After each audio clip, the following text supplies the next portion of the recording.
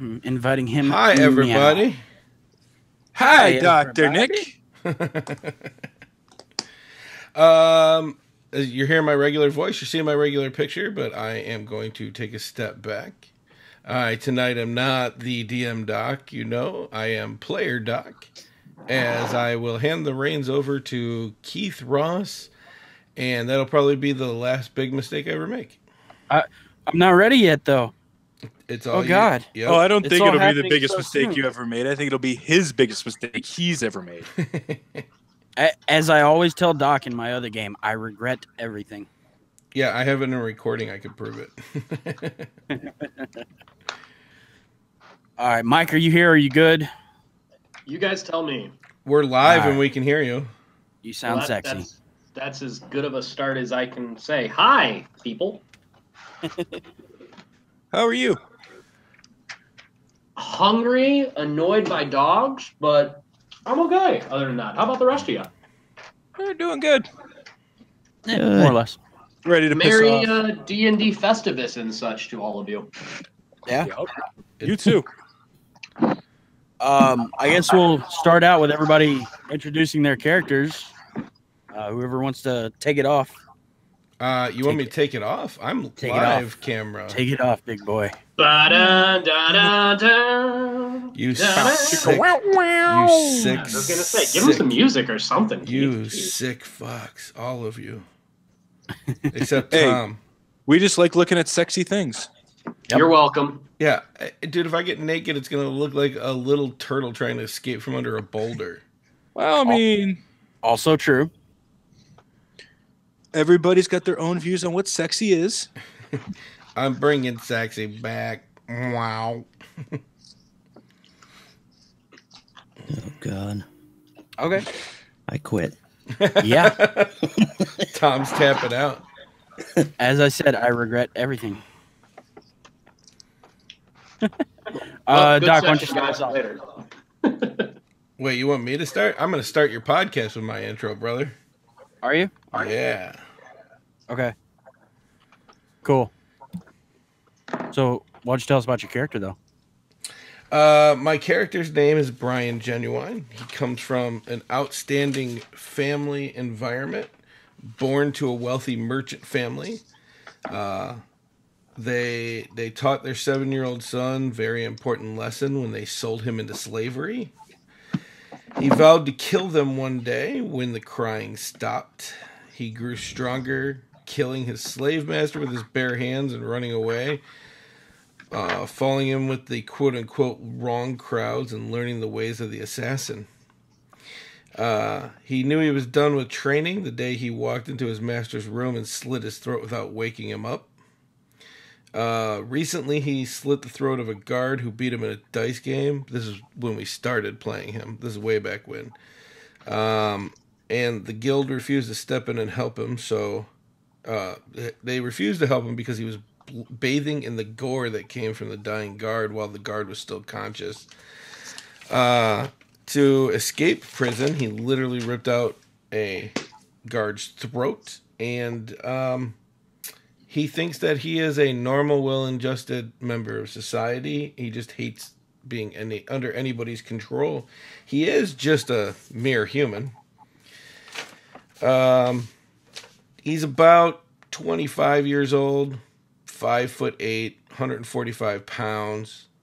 He's got black hair, dusky, dirty skin, brown eyes, so he's just your common, everyday Joe. Oh, his friends call him Cut. Well, his associates that he hasn't murdered yet call him Cut.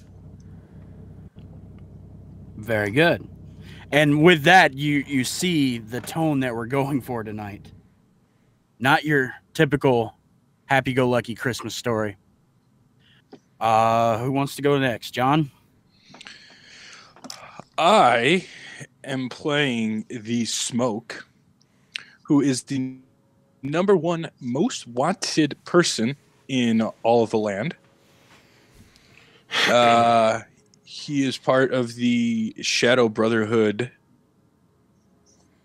I wear a mask and cape, and whenever I do take off the mask, nobody And I mean, nobody knows who the hell I am. I basically just create a brand new person that nobody has ever seen, heard of, and that is including monsters and all of that.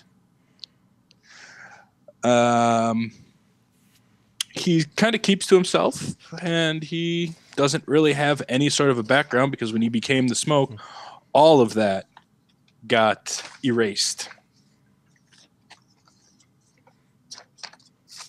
So I'm a very mysterious character, I guess is the best way to put it. All right, fair enough. And we all know you very well from the podcast, from the Yes, from the main storyline. Do people know if you're male or female? I don't even know if I'm a male or a female. All right. Are you trying to assign his gender? No, Yeah. I am trying to say one of the things about his armor is you can't tell. That's why he's literally been a wanted criminal for 10,000 years, and there's $1 million gold bounty on his head. 10,000 years, Doc. Another one that's been alive for 10,000 years. Well, My bad, yo. I have not been around that long. I said he's been wanted for 10,000 years. Mm-hmm. Okay. Tom, Yo. go ahead and tell us all about your special guy. All right. Wait. What? Do not let that pass. Tell us about your special guy. You want to know about his PC or his penis? Where are we going? I am playing Prate, a human. Looks pretty normal, your everyday kind of guy. Brown hair, brown eyes.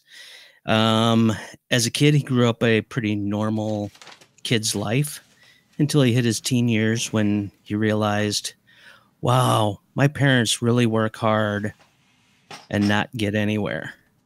And he figured that stealing and swindling his way through life would be so much more, what would you say, profitable than an honest day work. So he took up thieving, and although he joined the Black Skulls guild, he just wasn't making the money he thought he should, so he decided he would start adventuring and earn his money the hard way. That's about it. Okay, fair enough.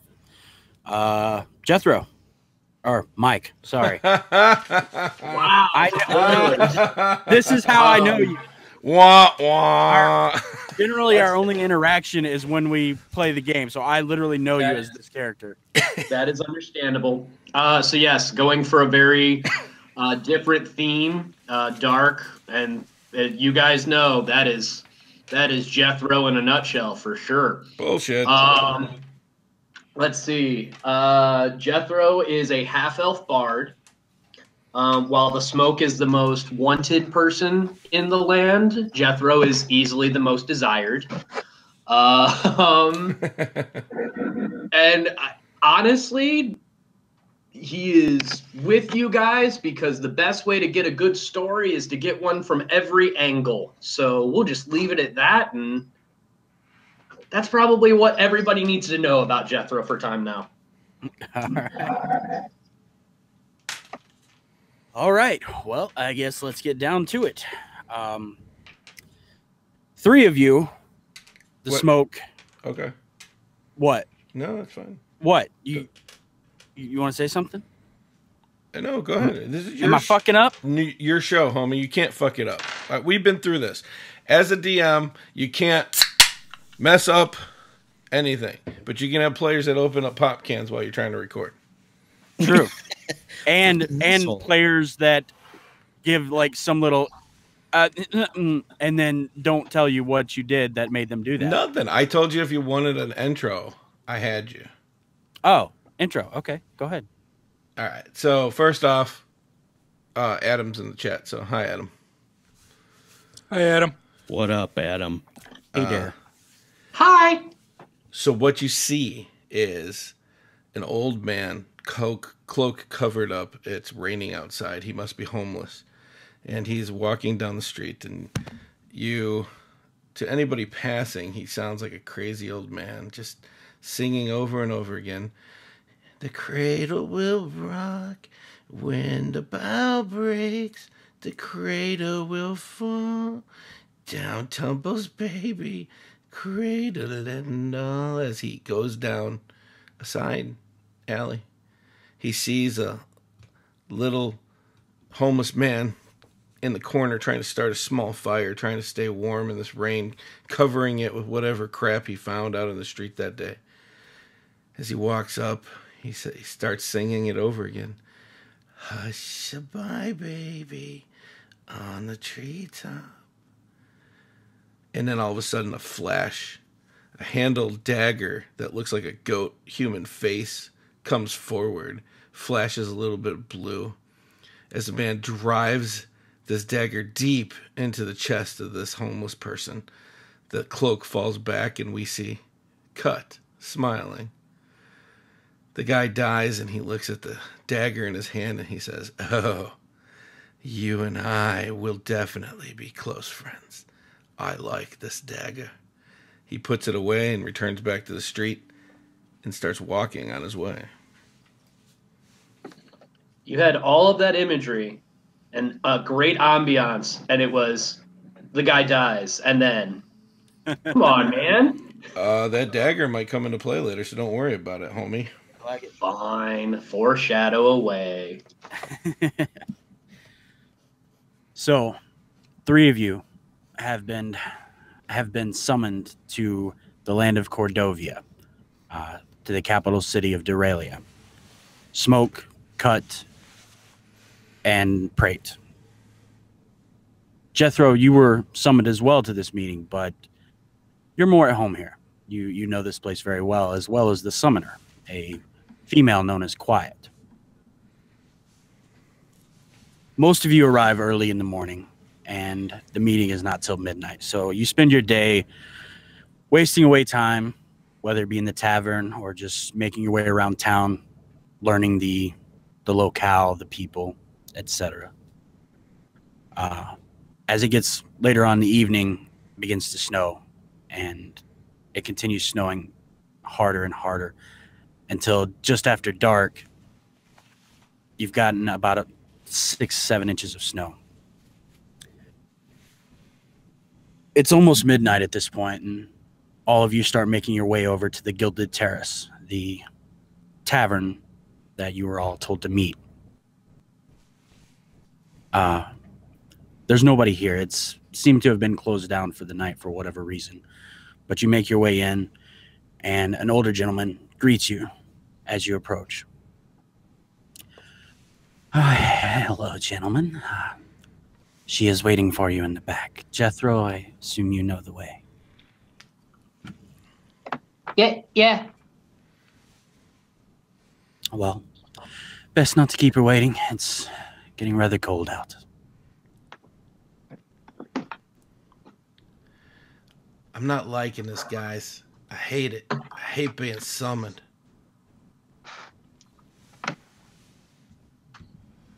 I mean, what would you rather, to be completely honest? I'm a free man. Like a bird? Do you want to find out? Oh, I don't think that would be a good idea for either of us, friend. Then lead on, little man. Jethro will bow and strut into the area that we're going. Okay. You lead everyone around to the left side. There's a small path that leads around to a large table that overlooks most of the city.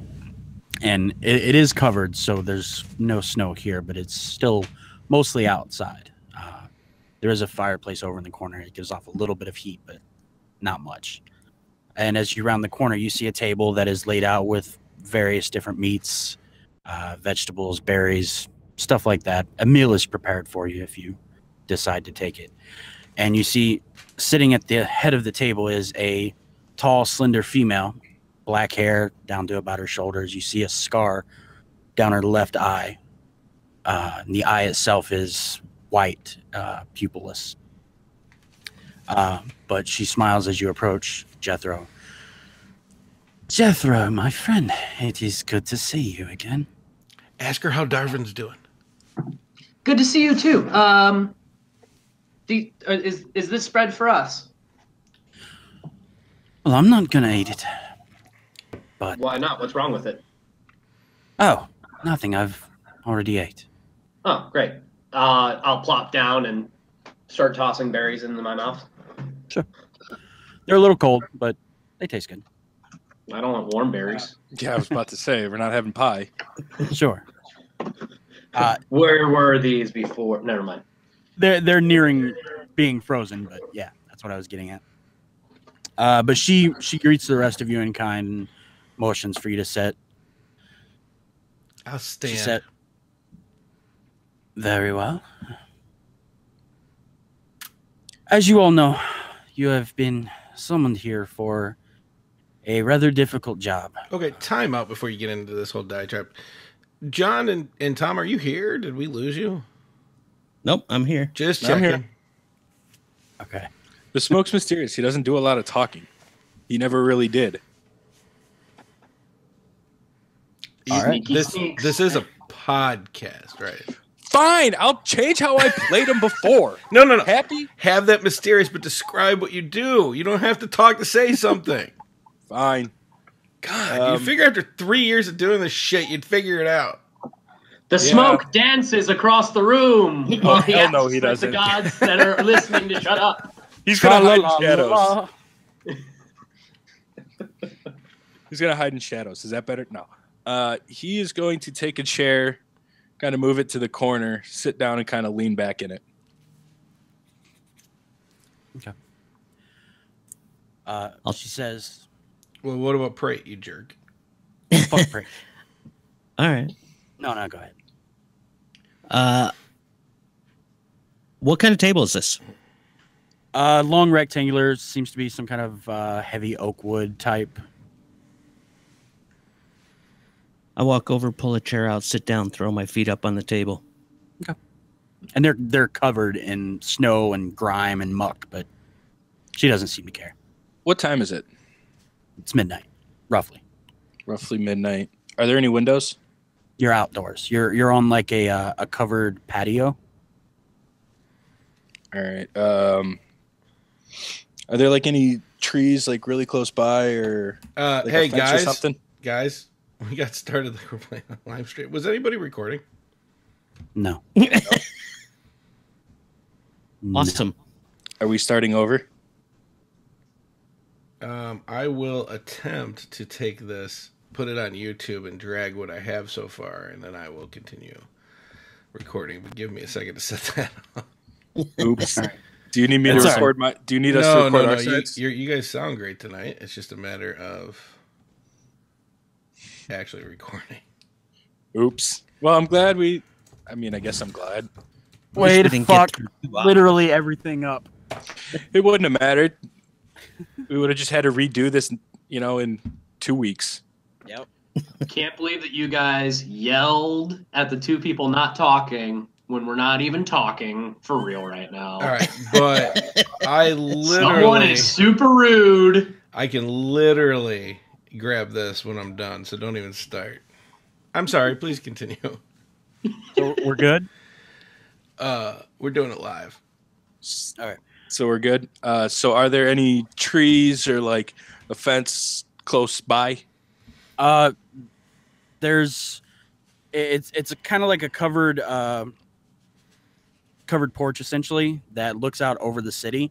If you look over the edge, there are a few trees down below, but you're roughly probably 20 feet above everything. Are there railings around it? There's a railing. All right. A raven is going to land on it. Okay. You see it swoop down, land on one of the railings there. It's going to pop up pretty much kitty corner from me, so it's more or less looking behind me. Okay, nice. All that to set up a raven landed on a thing and look behind you. It's a podcast. I love you, dude. That's awesome. All right. She says, Record and speak. Yeah, I heard him say that. Fucking at him. The four of you have been gathered for this job because you are the best. You are all the best at what you do. Jethro, I think there's only been one woman you have not been able to charm the pants off of, but you still try. I haven't tried hard enough yet. I would disagree. Smoke, I literally have no idea who you are, despite quite a bit of effort put towards finding out. Yeah, I don't even know who I am either. Cut. I kill people. Yes, you do. Very well, I might add. Right. And Prate, I have no idea what to say about you. That is a good thing in our line of work.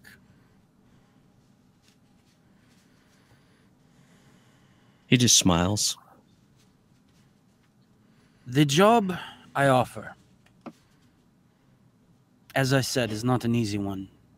But the pay, none of you will ever have to work again if you so choose. Each of you will receive, upon completion, a sum of 100,000 gold. Jethro chokes on a berry. Listen here, lass. I could turn this one in for $1 million right now. I would love to see you try. I really would. Yeah, so would I. You will be killing, and I cannot believe I am even saying this, Santa Claus himself. Cut's gonna get a little wiggly on that one and grab his hip. Confused, the Smoke's going to ask, jolly old Saint Nick, what'd he ever do? I did not ask the one who hired me to perform this. We do not ask those questions, but someone saw fit to pay a large sum of money for him to die. That is 100 each. Correct. Just making sure. There is also a second task you must perform. There is something known as the Spirit of Christmas. You must identify this and bring it back. Sounds like the head of old Saint Nick. I'm just happy that you didn't say we had to kill the Easter Bunny or anything else along those lines. Well, there's always next year. Anyway, you know the job. We can talk details later. Do you all accept? Yeah, loose ends and all that. I'm in. I like the money. This will make for a very interesting something. Yeah, all right, sure. I'm assuming the standard, I keep what I find along the way. Of course. Sure, I'm in. Very good. She turns around, walks back behind you. You see there's a small bench that is pushed up against one of the walls, and there's a very small chest set up on it. She grabs it up, places it on the table, and she opens it up, and inside you see 8 roughly 1 inch in diameter gemstones. 4 of them are red, 4 of them are white. And she passes one of each color out to each of you.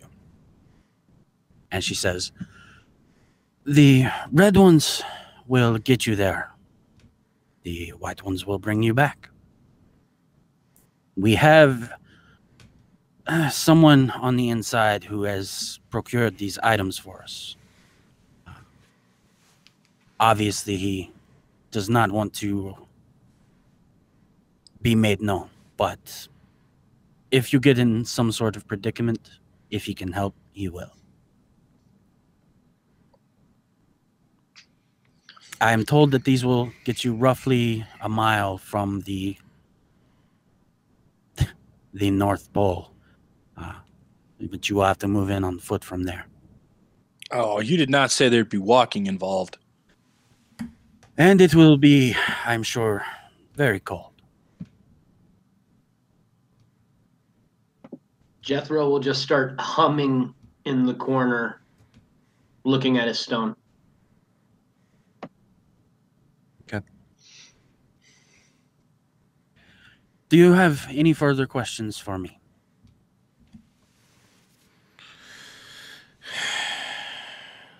When do we ship off? As soon as you like. You need only crush the red gem and you will be teleported directly outside of the compound. Why the little laugh there, lass?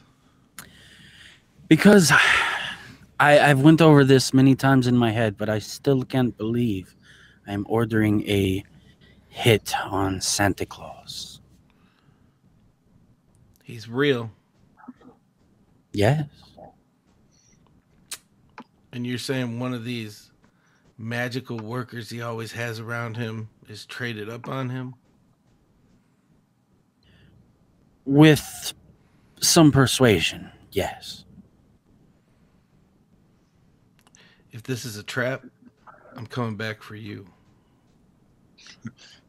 I think we all are. Of course. Oh, one more thing also. According to him, the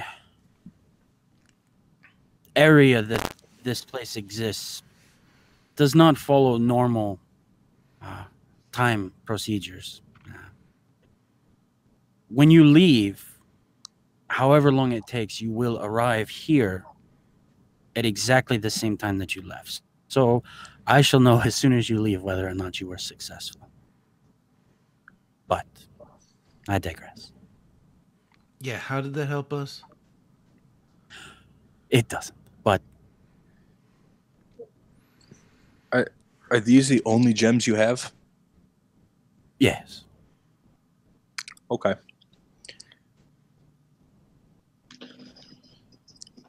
Jethro will continue to hum, just. I'm gonna. And put a hand up, as in a. Just wait a second, guys. I am going to pull a dagger out and throw it right between his legs. I better not have to listen to you this entire trip.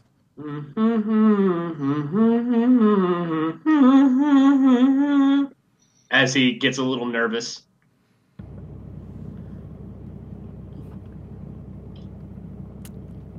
I'm gonna go retrieve my dagger, just lean in and be like, if you don't stop humming now, I'm gonna make you stop. I will keep humming, but I will have on my hand 5 fingers up.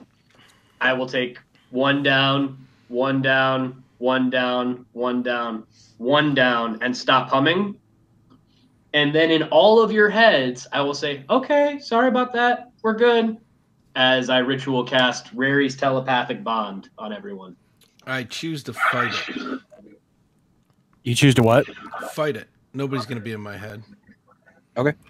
Give me what's the saving throw? I mean, if he doesn't want it, he doesn't have it. Oh, it's just okay. Yeah. So you're not a rogue, are you? He is not. He is a bard. That explains that. Or were you asking him in character? I'm sorry. No. I was trying to remember that because I thought we were all rogues. No, I'm weird. it was just characters that may or may not fit in an Assassin's Guild. I believe Jethro is a spy master type. Got it. So, makes sense. You try to get in my head again, little man. You're not coming back, and I get your 100,000. Hey, quiet. Is that how this works? I have no reason to argue against it. I do. I'd like to come back and not be with a bunch of assassins to go assassinate somebody. Well, of course, but I mean, if you don't come back, the money. Okay, if one of you does not come back, the money can be split amongst the ones that did. How about that? Oh, well, only one of us is coming back. Quiet. If I don't come back, I'd like you to give all of my money to charity, but like specifically like a Jewish charity or something, because that seems to make sense for what we're doing here. She laughs. I need you to say Druish so I can put that in. But specifically like a Jewish charity, because that would make sense. Whatever. Let's go get this over with. I wish you all good luck. I'm confused. What'd you say? Because Keith stomped on your ass. The killing Santa thing, the killing me thing, the killing everybody but one of us thing. What exactly are we starting first? I have a job, but I have a preference. Which one would you like me to start with? I crush my gem.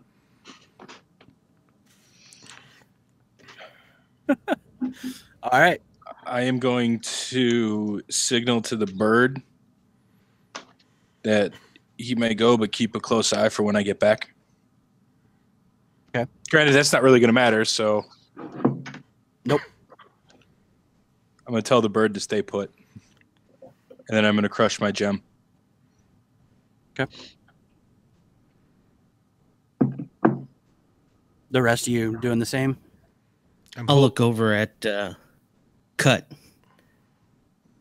smile, and say, "See you on the other side," and crush it. He'll nod. Look at Quiet straight in the eyes with that dead stare he's got and crush it while maintaining eye contact. Okay.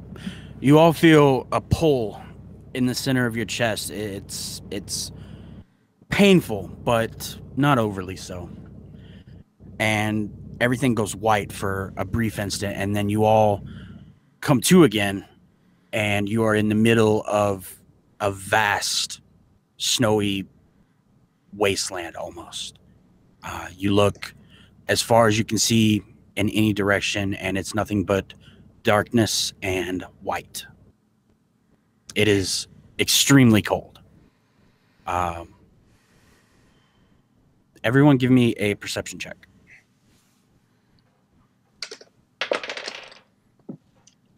26. 20. 17. 24. Okay. Cut, you and Prate.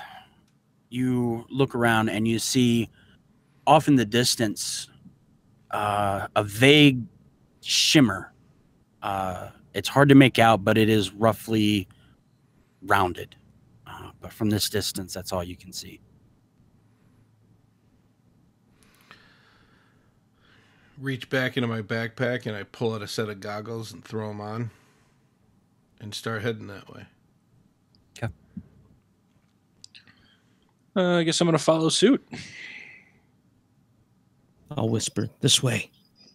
It's colder than that woman's heart. This is ridiculous. And I will follow. All right. So marching order: Cut, Smoke, Prate, Jethro. Sure.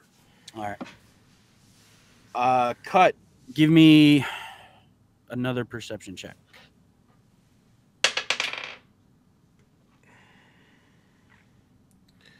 34. Oh shit. Okay. 1 second. You're walking. It's for about 20 minutes, and it's very difficult. The snow is. It changes depths randomly. You go through snow drifts that are up over your waist. Other times it's barely ankle deep. It just depends on where the snow has decided to fall.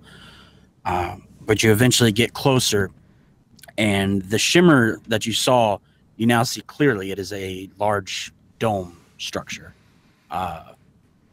You see the snow is falling on it and then just cascading down off the sides. It is opaque, though. You can't see through it. It is just a very dark, milky, almost white. You're opaque. I'll stop and start looking at it just to see if there's any breaks or gaps. Okay. You spend a couple minutes looking it over. You don't see any gaps whatsoever. As well, you don't see any movement outside of it. I'll pick up some snow, pack it, throw it. Okay. It's about 30 feet ahead of you, but it's not too bad. You pick it up, toss it, and as it reaches the point where it would pass through, or where it would hit it, it just passes through.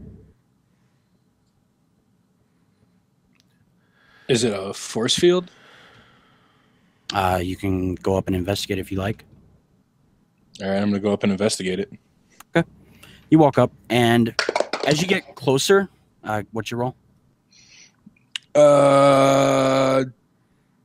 29. Okay.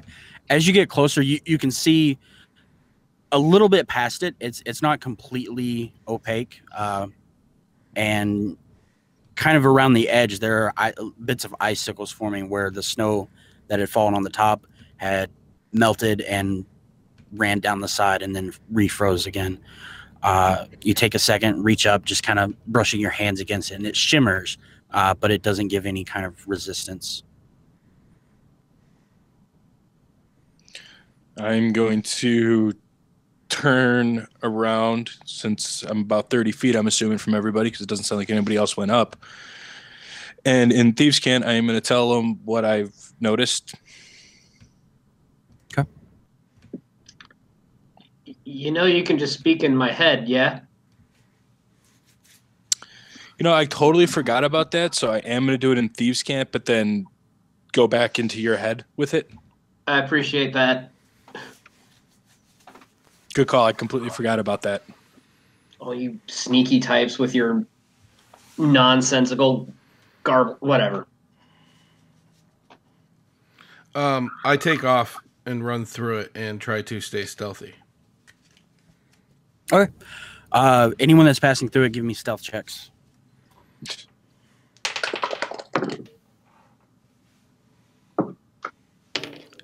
28. 34. 22, right? Yes. Okay. 17. Okay. You all pass through it, and instantly, the thing you notice most is it is much, much warmer in here. It's still cold, but it's hovering right around freezing. And it is dimly lit. It's not pitch black like it was outside almost, but it seems the dome itself gives off some semblance of light. You look ahead of you, probably another 250 feet. You see the edges of buildings. Seems to be a small village. Roughly circular. At the head of it, you see a much, much larger building. So is it just openness, or are we like in like a forest? Are we like in an alleyway? Is there anything around us? You're still in the open. Okay. Most of this is kind of what you imagine a glacier would be like. There are a few trees though scattered about, but nothing too thick. Okay. DM? Yeah. Can I do a check on that little weird barrier thing and see if we're in like a pocket plane or something along those lines? Give me an intelligence check. Jack Lockford, that's 21. Going with what she mentioned to you about it existing within its own time, you think that might be the case. You're not sure. You have no real way to discern positively that that's the case, but it's a fair assumption. Okay.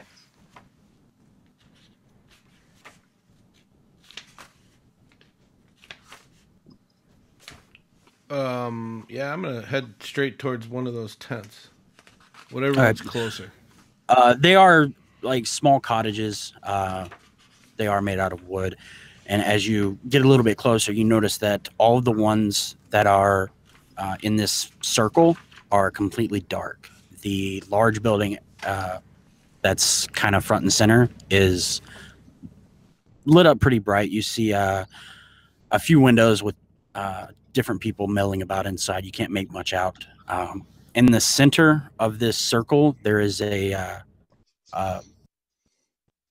60 by 80 frozen lake, and you see a few snowmen dotted around, a couple benches, stuff like that.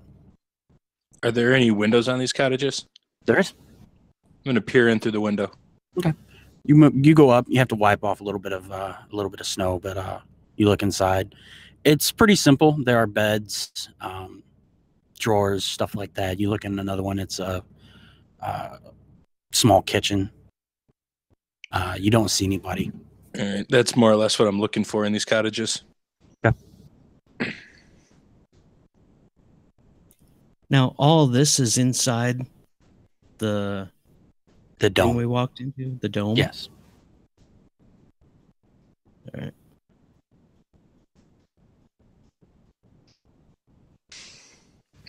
I'm going to go towards the big building in the center front there. Okay.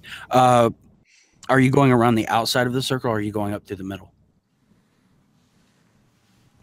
So what do you mean circle?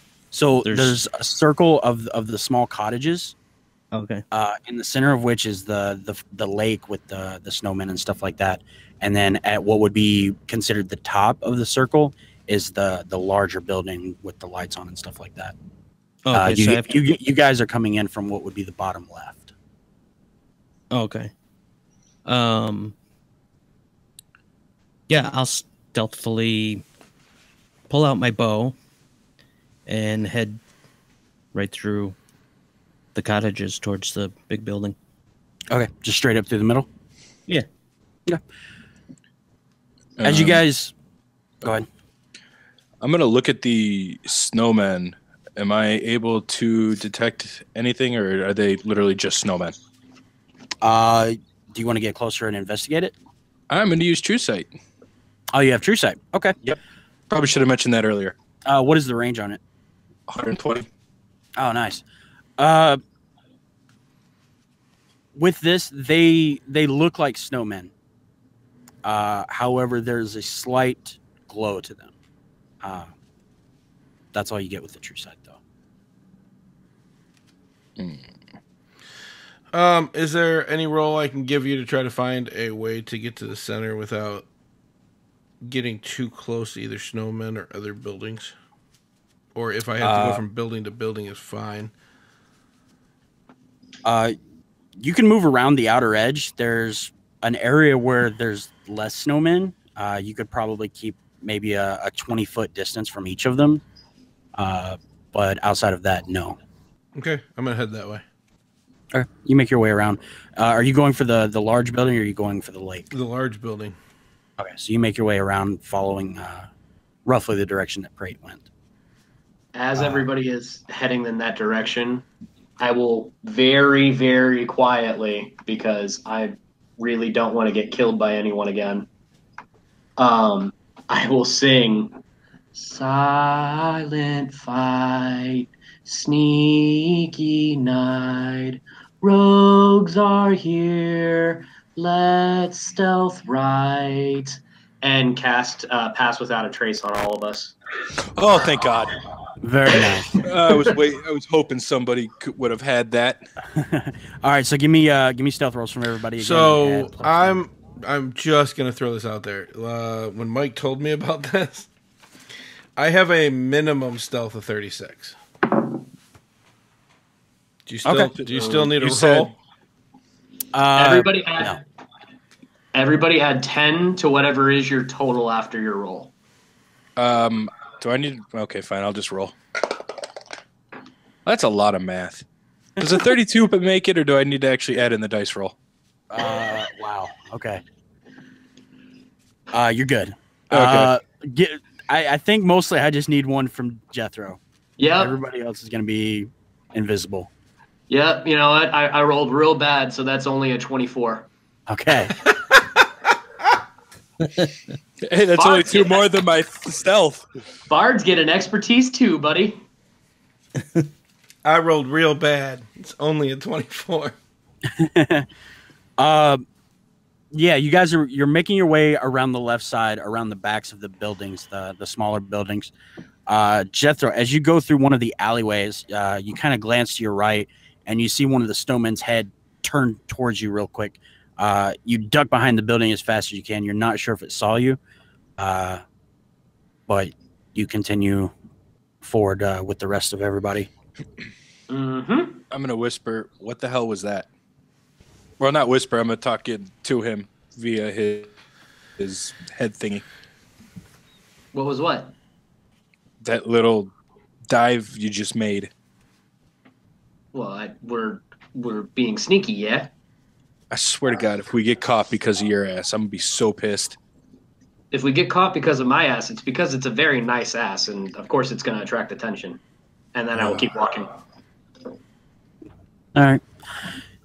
You guys continue on around, and as you kind of come around the bend of the top portion of what would be the circle of buildings, to the left of the building, you see another man that is much, much larger. It's holding probably a 10-foot candy cane in its left hand, and it's just standing there next to the building.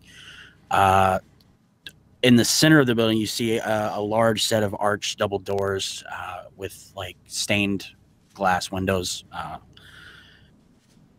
Give me a perception check, Smoke. Specifically you. Specifically me? 29. Okay. You take a minute to glance over the large snowman, and again, you notice the slight glow to it, but it looks like a regular snowman as far as you can tell.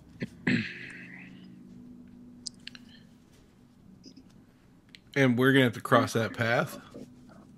Coming from this side, yes. I'm going to tell everybody to hold up and ask if anybody notices that these snowmen have a slight glow to them. In Thieves' Camp, what the hell are you talking about? Let's just go kill the fat man. I don't think it would be that easy. Are you inferring that the snowmen are pregnant? I'm confused. I'm inferring that there's a glow to them. They're giving off light. Oh, what color is the glow? I don't know. What color is the glow? It's mostly just the white of the snow that makes up the snowman is glowing slightly. So it's like super light gray is what you're saying? More or less, I guess. Oh, motherfucker. So, John, we'll fill you in on this. Something. Mike is completely colorblind. Oh. Yep. There's going to be You're probably going to hear a lot of color jokes. A lot of color jokes. Got it. You know, it's not the Keith or Doc making the jokes that gets me. It's Tom's little laugh.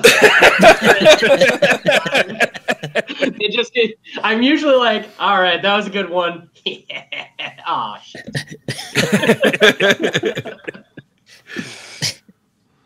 Sorry, man.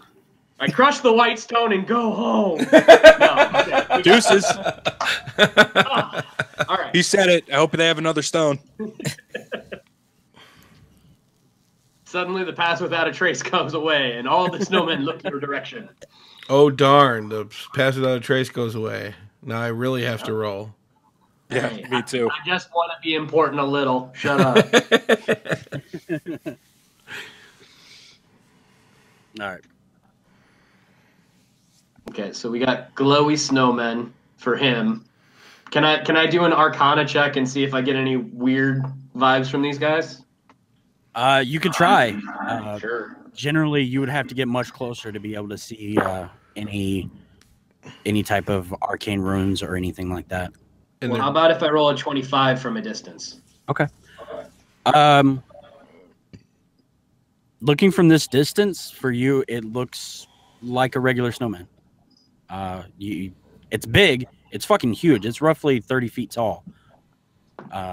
But seems to be a regular snowman. Yeah, that's large, but I mean, if you're really that worried about it, we should just avoid it. Yeah. Yeah, might as well. Okay. So can we get to the big building? You know, sneaky types. Cut's already taken off because I can't hear him. Yeah, well, What direction are you going? I'm going at the big building. So you all are having this little conversation. You turn around and Cut is gone. You turn towards the building. You see him making his way fairly swiftly up towards the... do they? Because you're assuming a lot right now. What'd you roll? 34. Without Pass Without a Trace, because I figured I was going without outside his distance. Either way, they see the tracks. It's fine.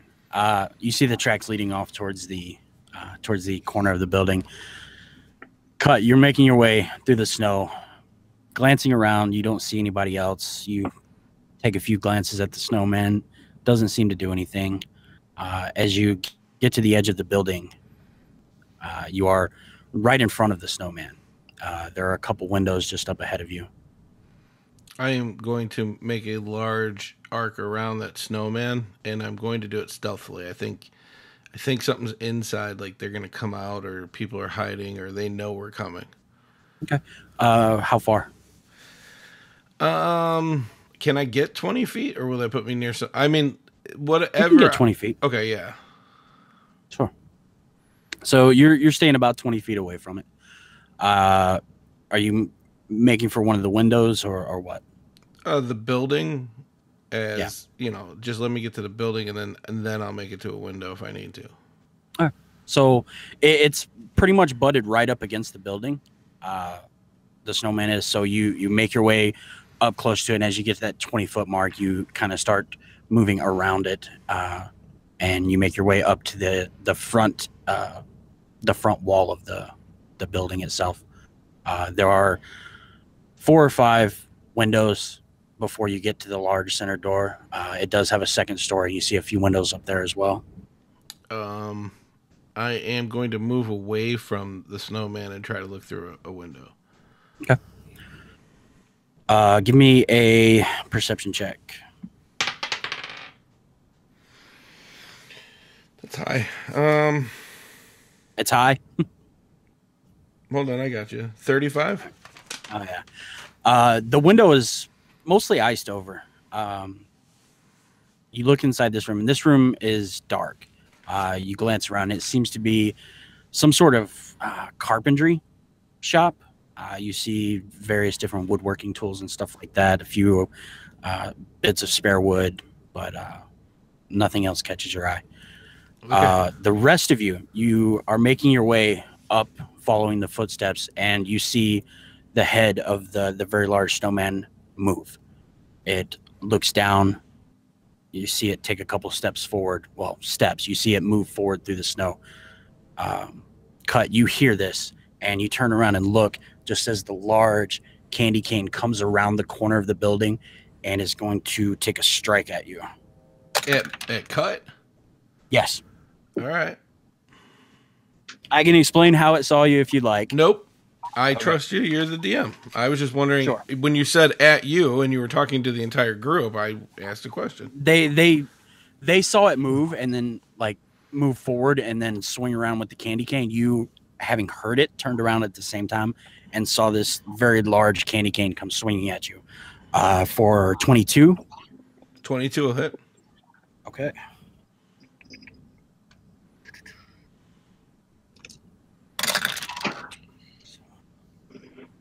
For 19 points of bludgeoning damage. I'm going to use my reaction to uncanny dodge that. All right. And I'm going to need everybody to roll initiative. Yay. I was just about to say, The snowman. He's been distracted by that asshole earlier. We should all go. 19.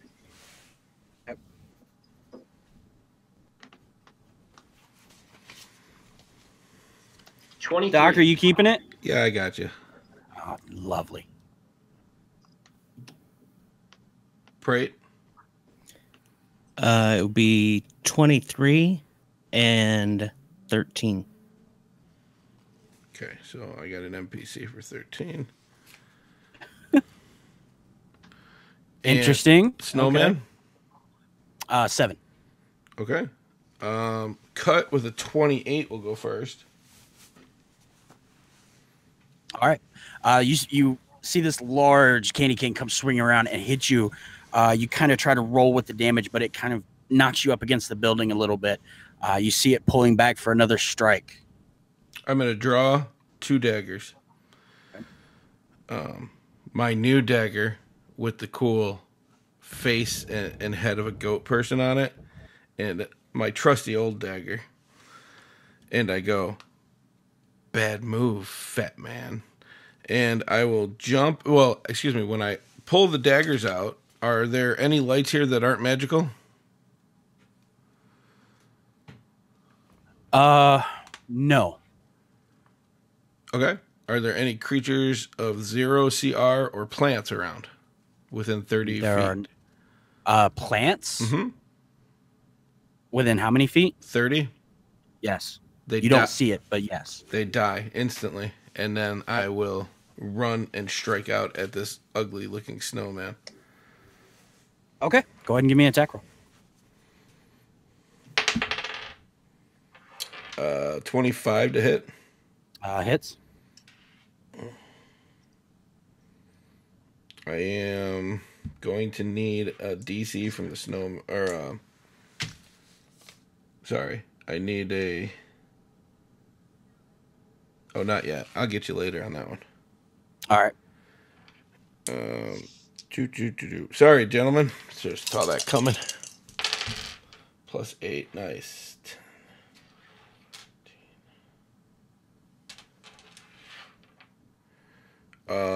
That'll be 25 damage. No, there's no sneak attack in that. I know better. Okay. And for my second action, bonus action, I'm going to take that same dagger I struck out with, and I'm going to cut my own arm for 12 points on myself. Okay. See, this is very interesting, having the DM instantly jump characters to level 18 and know next to nothing about them. So this is new for me too. I'm kind of This excited. is that special dagger. If I don't soak it in blood within a minute of drawing Fair it, enough. I take psychic Correct. damage. So, I like it. All right. sorry. That'll take us to Jethro and Prate. I know Prate, you're probably +5. Jethro, what's your dexterity modifier? 1. Okay, Prate's next. Okay. How far am I from the You're about 30 snowman? feet away.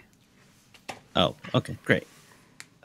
I'm gonna move 5 feet forward to my right to get away from Smoke and Jethro.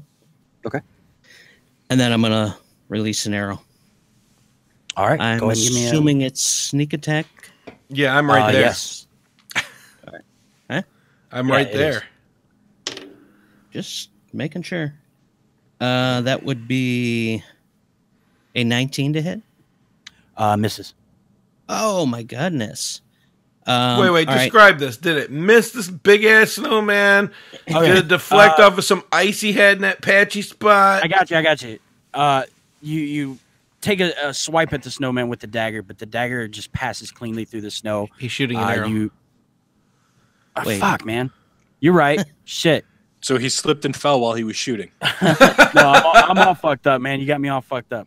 No, you pull back and release the arrow. You see it fly forward into the snowman. It hits squarely. You don't see any kind of reaction from it, though. All right. I will just draw another arrow. Okay. That's the end of my turn. All right. Jethro. Looking at this stealth mission going super, super swell so far, Jethro will go ahead and cast Conjure Animals. Okay. And he will summon 8 wolves. Yes! And he will command the wolves to go over to the snowman and pee on it to try and melt the snow. I'm right. digitally high-fiving you, dude. Yep. And Jethro will start walking towards the actual building. Sure. So, do the wolves share your initiative, or do they get their own? Oh, it's a good question. What's your spell, man? Leave it on his, just for dynamics. Okay, that's fine. I was going to say, it says they have their own initiative, but that's up to you. That's fine. We can leave it. They'll go after you. It's fine. Okay. So next turn will be the wolves. The wolves all surrounding the snowman try to mark their territory on it. Okay. You see all these wolves come rushing towards you. They circle around the snowman, hike their legs. One of them actually kind of backs up against it and squats. But they all pee on the snowman. A bit of it turns yellow, but you don't see any kind of reaction. Cut will do something he's never done. If anybody has ever met him before, he will actually go.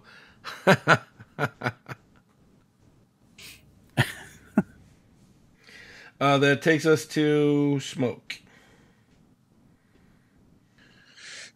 So we're about 30 feet from these things, right? Yeah, you guys are, yes. Okay, that's perfect. I am going to run up on the snowman that's attacking Cut. Does a 24 hit? Hits. By any chance, is this thing surprised? It is not. You get your sneak attack because I'm right there. You still get sneak attack. Oh, I know. It was more for... Oh, no, you don't get the auto crit. Because I have Death Strike on. Yeah, that was what I was hoping for. Yeah, no, it knew you guys were there before. Yeah. But didn't know how many. The snowman is getting peed on by 8 wolves at the same time. You don't mean to think that's a little surprising? And give him 1 damage for that. That's genius. I'll give you 1 damage. There's so much melting. Or give Jethro inspiration. Something. I'll give you 1 damage for each. Okay. All right. How much? Hang on. A lot. We got 9d6 at this level. Yes. For 85 points of damage. Okay.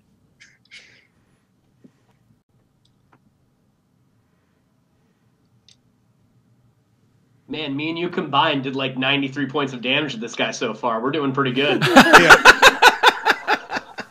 You take your dagger and stab it roughly just in the butt area, almost. You feel the dagger sink in, and your arm goes in a little bit with it. I'm gonna give it the tickler. As your dagger drives deep, you feel something a little bit more solid on the inside. You know you've hit it pretty well. That will be whatever that 13 from Tom was. Thief's Reflex. When you're not surprised, take 2 turns in the first round of combat. So I'll take that second one. Okay. Would a 24 hit?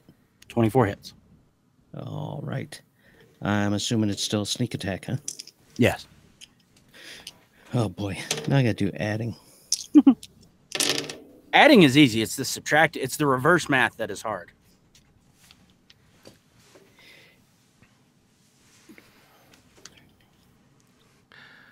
One, 2, 3, 4, 5, 6, 7, 8, 9, 10, 11, 12.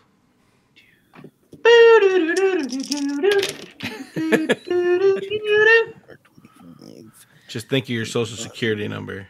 34. What's your That would phone be number? 34 points of piercing damage. Okay. 34. Don't you get 9d6 like the rest of us? Yeah, they were shitty fucking numbers. Oh, por qué? Yeah, I'd say. So with the last part of my turn, I would like to move the remaining 20 feet Okay. and try and hide if there's anything remotely close to hide behind. You can drop back a little bit and hide kind of around the corner of one of the closer buildings if you like. You'll be about 45 feet away from the fight. All right, cool. I have a quick DM question, DM. Yeah. Did that snowman see me by magical means? No, it's natural. Okay. I was going to tell you to go fuck yourself, but I will withhold that for later then. It is Mr. Snowman's turn. All right. I need all of the wolves and cut and the smoke to make a Constitution saving throw. How far away am I from the wolves? 30 feet. They're right up Okay. there on him. You didn't move, did you? I 22. moved towards the building, but I was kind of walking. Oh, okay, so you're about 20 feet away. Okay, that's fine. What was your roll, Smoke? 22. Okay. 19. Okay. You're gonna have to give me a number there because I just rolled 8. The DC is 19. Oh! Okay. 3 wolves made it. Okay. Shit. This is way too many to roll. Fuck it, I'll do it. Okay.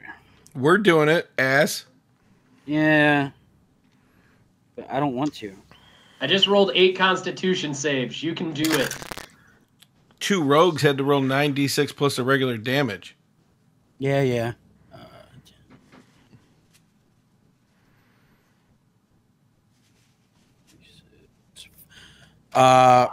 42 points of cold damage. Half if you made the save. So everybody except for those 3 wolves made it. Well, Was the that wolves are an area of gone. effect?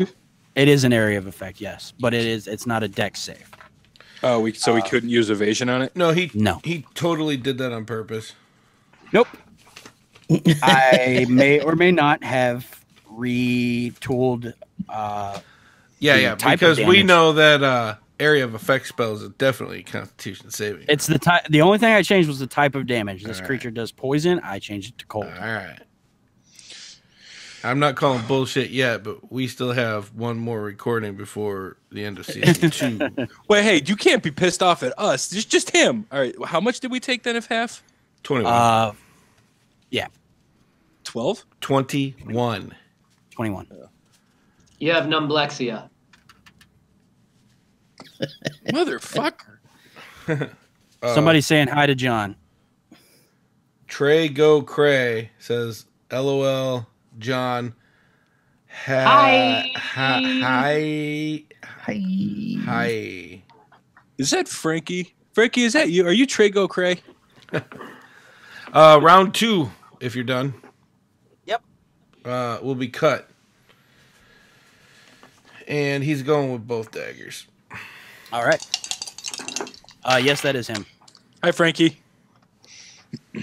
The lowest one is 26.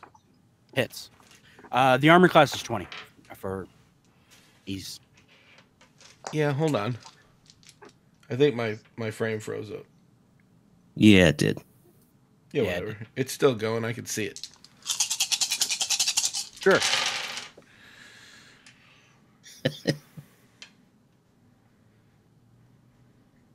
Audula, Scarecrow. Who's Yeah, Scarecrow? good. I don't know, but hello, Scarecrow.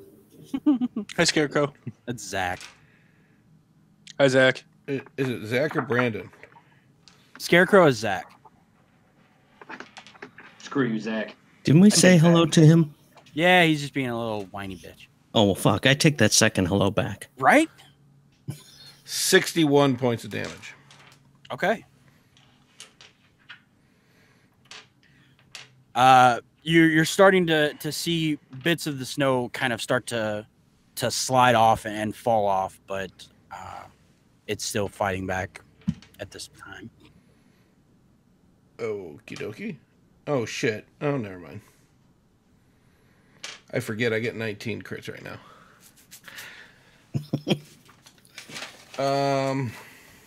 All right. So that will take us to Prate. Hey, I'm gonna step out and shoot an arrow at that guy. All right, go ahead. Would a 26 hit? 26 hits. All right. Just Med- for shits and giggles, I'll ask again. Is it a sneak attack? It's sneak attack, yeah. Thanks.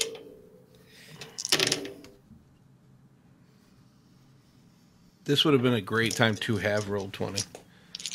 I know. I wish my internet was better for this because I did have maps.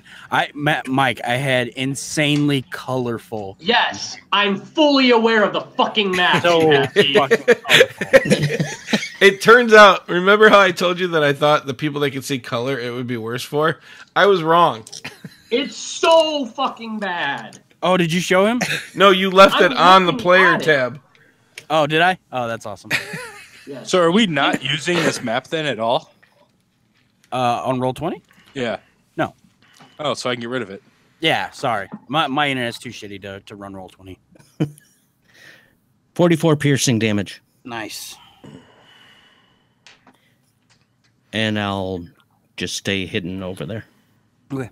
As you release the arrow, you see it slices off another fairly large chunk of snow that falls to the ground.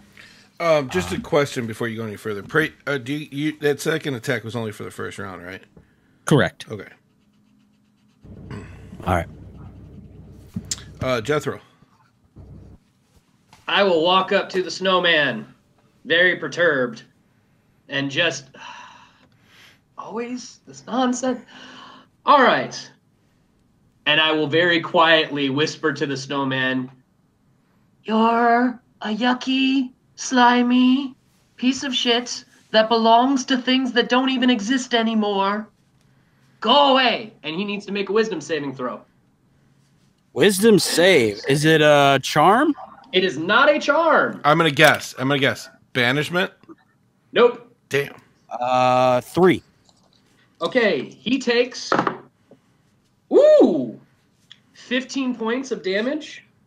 Yep. And he has to use his reaction to move his speed away from me. Is this frightened? It is not frightened. Well, what is it? It's just the target must make. It's dissonant whispers. The target must make a wisdom saving throw. On a failed save, it takes 3d6 psychic damage and must immediately use its reaction to move as far as its speeds allows away from you. Okay, sure. Attacks of opportunity. Yeah, it spins. There's no legs, so it doesn't turn, but it spins around and starts moving off toward the back of the building. The three of you that are up there can get attacks of opportunity. Got a crit. Nice. There's gonna be a lot of math. I'm gonna get started. I did not get a crit. There's not a lot of math for that because we don't get sneak attacks on that, do we? Yes, you do. Oh, Yeah. There's a lot of math. Yep. By the way, that 8 damage that I did before, all of this counts as my damage. I don't care what you say.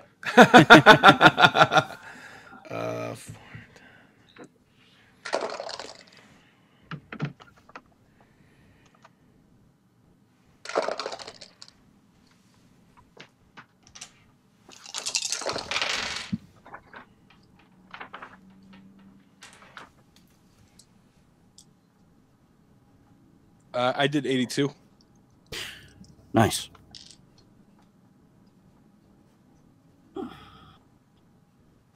$133 points of damage. Holy crap. All right. Jethro, are you taking an attack of opportunity? No! Okay, fine. I don't hit things. Smoke, you stab him with your dagger as he goes to move around. You feel it reach in again just as deep as before, and you feel it find that solid piece that's inside. As you pull your blade back this time, there's a little bit of blood on it, which is weird. But cut. You run up the back of it, and you get on top of the snowman. How do you want to do this? I'm going to jump into the snowman, dagger first. Okay. And whatever's in there, I'm going through it. All right. You see Cut run up the back of it and just dive into it, dagger first. Cut, you feel yourself pass through it. You're almost swimming at this point, and you get kind of toward the center of it, and you see a humanoid figure before you. Roughly elvish. You can't make out much, but you do see a very nicely exposed neck right there, which you slam your dagger into. Blood gushes out and starts filling the hole inside of the snowman that you have now created. You start backing out.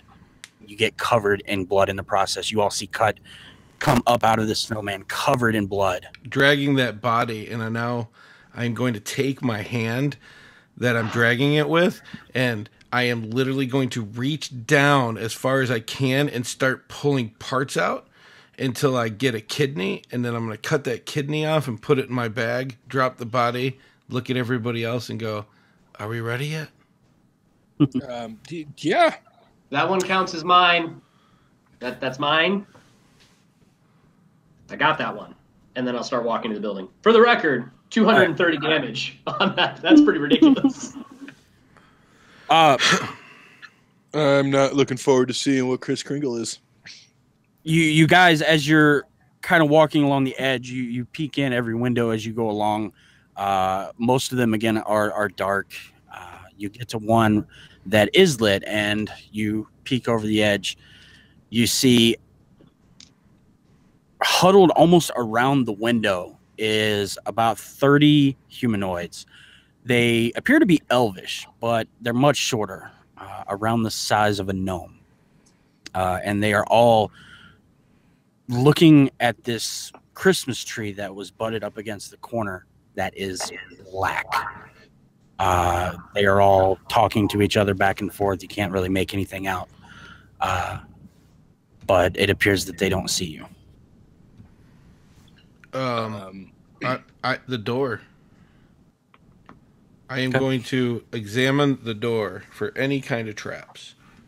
Actually, I'm going to look at Prate and wave him up and point at the door.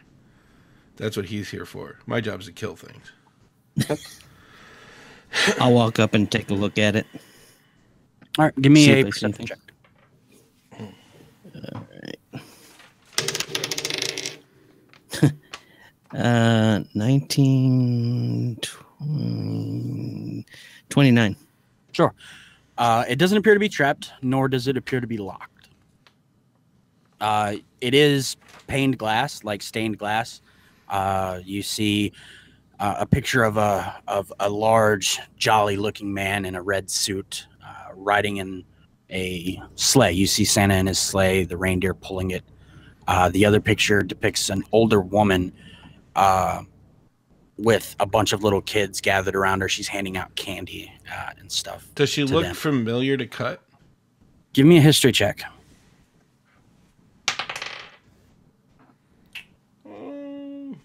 You're not. I was gonna ask for it. So you're not gonna believe this, but history not my highest. 14. Okay. Something strikes you as odd about her.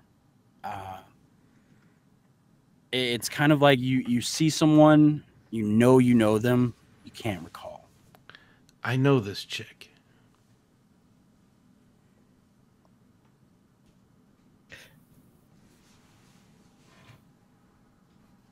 You know her from where? Can't place it. Great. I'm opening the door, and I turn the handle. Okay. You open the door, and it opens into a hallway that runs the front and back of the building. You see a door about 10 feet ahead to your left that opens up into that large workshop area where you saw everybody gathered around the tree. One second, I was adjusting my headset. It fucking pulled out. I'm gonna stealthily try to look down into that area. To the left. Yeah. Okay. You kind of creep up to the edge. It is a closed door. Do you want to open it? I'm going to look for traps first. You give it a quick once over. You don't see anything. And then, yeah, I'll open it very stealthily. Okay. Give me a stealth check just for funsies. You could roll a 1. Who knows? Okay, so first off, it's not a 1. Second off, even if I rolled a 1 with reliable talent, it's a 10. Oh, you have Third, reliable with talent. pass Okay, without fair a enough. trace, 36. Fair enough. Yeah, you pull it open, and you kind of get the feeling that if you weren't careful, it probably would have squeaked a bit. But you look inside, and you see this is a workshop. There are various tables set about. You see a lot of toys gathered along it, various different wood carving and hand tools and stuff like that. You see along the far corner the 30 little elfish people are gathered around the tree talking. I'll stealthily close the door again. Okay. Back in the hallway, it runs from the front of the building to the very back. You see at the very back there is another door that's also stained glass that goes back outside. There's the door to your left, a door straight across it to the right, and then another door down at the far end to the left. I'm just going to go to the next door and try to open it and look in. Okay. You open it, and again, it's a similar setup to the one that you saw that you had just looked in, except these elves are still hard at work. You see a few of them hammering on what appears to be a metal sleigh that is red. There are a few making clockwork toys, some that are making little toy nutcracker soldiers. Yeah, I'm looking for the fat man. Okay. Looking around the room, you don't see him. You do see on the second floor area, there is a balcony that looks over this workshop. Okay. Well, now I have choices, but Okay. What's everybody else doing? That'll help me out. I'm gonna Honestly. go. Go ahead. Sorry, I'm gonna go down to the end of the hall. Is there a door at the end of the hall? Keith, Am I talking to myself?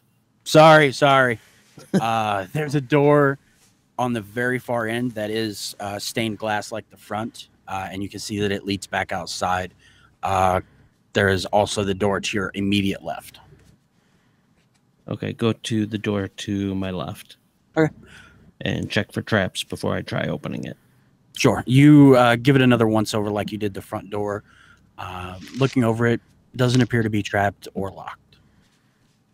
I will slowly, quietly open it and peek inside. Okay. You glance inside, and it is a stairwell. You see a small door kind of at the base of the stairs that goes underneath like the middle landing, and then the stairs go up, turn, and then come back to the second level above you. Okay, I see what you're saying. Yeah. Are there any other doors we haven't looked at? None that you've seen so far. There's the door that leads out the back that you've not looked out. I'm going to go to that door. Okay. You peek out, and are you opening or you just look through the glass? If I can see through the glass, I'd look through the glass. It's a little more difficult. Give me a perception check. 25. Looking out this side, about 100 feet down a little stone path, you see a small 2-story house.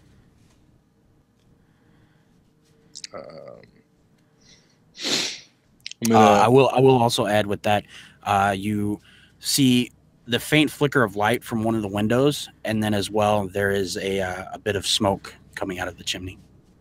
ew. Oh, not a bit of the smoke. Sorry. Yeah. I am going to Thieves' Cant what I saw, along with talk to Jethro in his head to tell him what I see out the back door. You realize you can talk to each other with that too, yeah? Nope. No, especially since one of them I can't do that to. Right, but you two, the ones who didn't well, I mean, you threatened me a little bit. The ones who didn't threaten me like directly. Yeah, you try it out. I'm still going to have to use Thieves' Cant. Well, I mean, if you want to protect that one, yeah. I'm not trying to be mean here, but I'm going to protect my own before I protect those outside. I'm not expecting you not to. All I know is that only one of you was supposedly coming back at one point, and now we're protecting our own. I'm now You're using. very- I'm using You're a thieves. very complicated group. As they talk that, I'm using Thieves' Cant to be like, no fat man in either two of these rooms. Balcony, though. I'm going to in Thieves' Cant back. You going to check the balcony, or you need me to do it? I'll nod yes, and then where you're standing in the back, I'm going to head over where Prate is. Are you here, Tom? Yeah, I'm just waiting for a break in the conversation here. I'm gonna point at at the door that I'm looking in, and then stealthily go up the stairs. Yeah, I'm going to follow him. Okay. Who else? I'm going to take a look, peering through that door with the balcony. Is there... So, okay, are you talking about the workroom again? Yeah, where the balcony was? Sure. I'm going to scan around best I can looking through this. Is there any way to use a combination of stealth and maybe acrobats to get up to the balcony? Or are there like stairs to get up there in the workroom? You don't see any, no. And looking around, this is a very well lit room, as well as there's probably 30 people, and they're not all facing one direction either. There are a few that are facing towards you. There are a few that are facing away, and they're kind of talking back and forth as they make this. You know that if you enter this room, you're most definitely going to be seen. I'm going to shut the door and go follow him up the stairs. Okay. I assume Jethro's following. I mean, until told otherwise, yeah. I'll peek my head around and point at him menacingly, and then point to the ground, and then go back into the stairs. If he gets it, he gets it. If not, I guess I could loan him my shoes at some point. That's weird. All right. So what are you doing, Jethro? I'm following. Okay, you follow. You guys make your way up and around the stairs.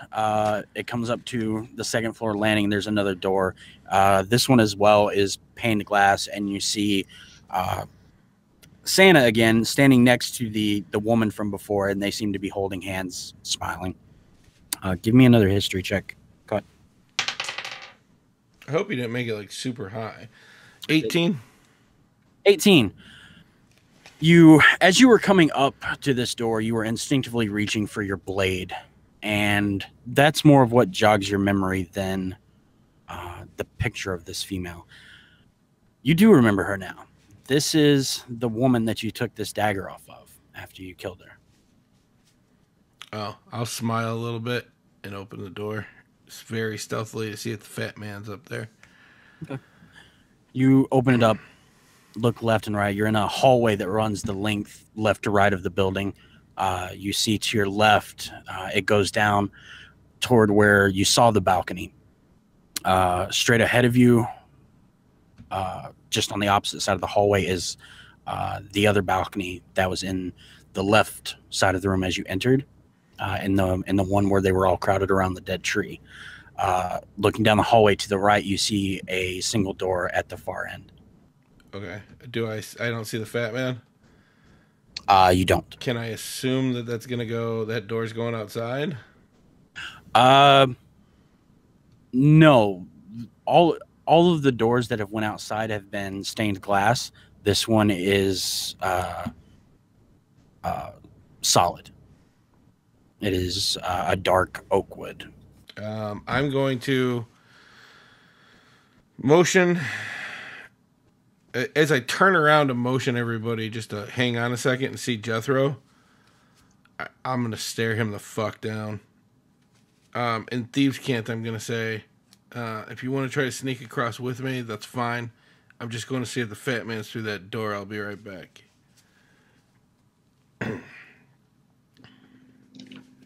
Is there a reason he's so mad at me?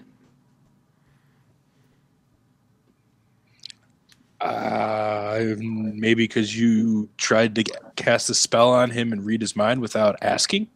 I'm not. It doesn't read anybody's mind. I'm just having a conversation. I don't know what you're thinking. You're talking. It's communication. Hi. Well, maybe you should have asked him before just, intruding. Figured that you guys didn't want to waste time. It's not an intrusion. It's the same thing as talking out loud, just without the out loud. Thought you guys would appreciate that. Plus, he laughed earlier. I heard it. Well, it is more convenient, but it was a bit of surprise. I get that. My bad. I'll apologize later. I'll follow when Cut goes. I'll sneak behind him. Is Pass Without a Trace still on? Yes. Yes. 46. All right. Go ahead and give me one. Great. 34, 44. All right. You guys make your way down and you get to the end, and it is a very, very ornately done door. There's carvings of reindeer and snowmen, candy canes, all carved into the wood itself. The handle itself seems to almost appear solid gold. You're not quite sure, but it's probably pretty expensive. No one seems to notice you as you approach, though. But as you do notice immediately a large deadbolt in the gap of the door. This door is locked. How big is this sculpture thing? It's a doorway, and then there are carvings in the wood of the door itself. Oh, okay. Yeah, I guess I can't pick that up and put it in my pack. No. I mean, you could try to take the doorknob. Yeah. So we're at a door that has a deadbolt. Wait, do I see him like measuring that out with his arms too? I mean, I would probably just look at it and go, "Oh, I can't fit that in my pack." Okay, never mind then. All right. But yes, the door is locked. I will try and unlock it. Okay. Go ahead and give me a sleight of hand.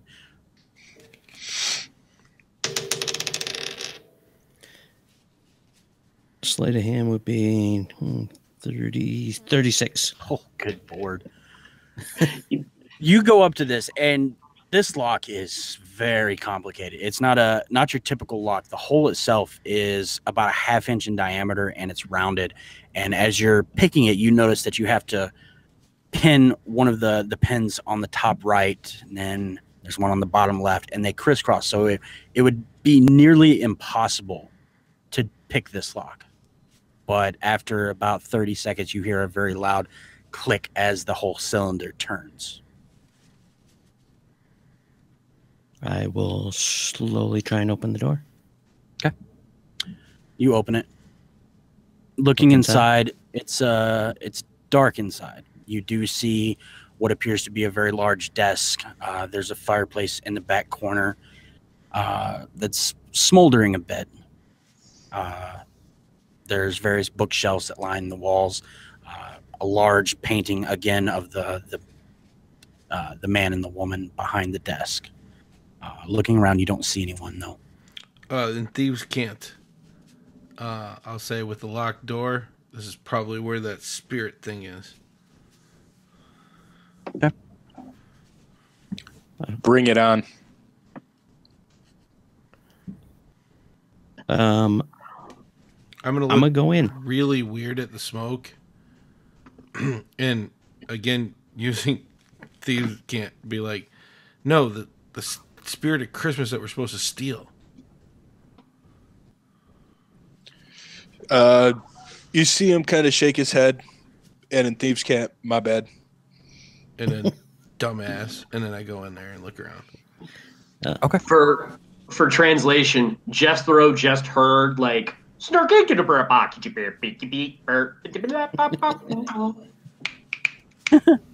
whoa, whoa, whoa. yeah. I'm going to guess you want an investigation. I do. Alrighty. I'm loving this die right now. Right? Investigation. 20, not natural. Okay. 27. Damn. What languages do you all speak? Well, that's not much. Okay. Common, Halfling, Elvish. Okay. Elvish, Abyssal, and Common. Okay. You look around. There are lots of toys. A lot of them are just scattered about and hid in kind of weird places. You find a few that are kind of tucked back behind one of the shelves, and they're set up almost in like a mock battle, almost as if somebody was playing with them. You rifle through the desk. You don't find anything that really sparks your fancy. On the desk itself, there is a picture of the two, the older man, the Santa and his wife, but there is also a small child in the picture with them as well. There is writing across the top of the frame, but none of you understand it. Okay, Well, the so two of you don't. My check of the room is about Yeah. 75% what's worth anything in here, and 25% what information can I gain from this room. Okay.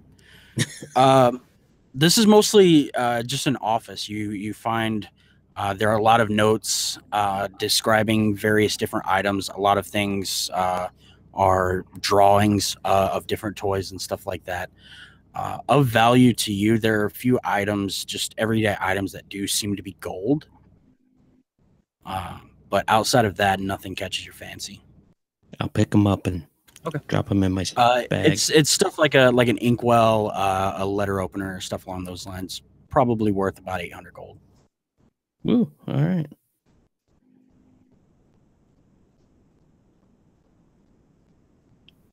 I'll say in Thieves' Camp, I don't find anything important in here.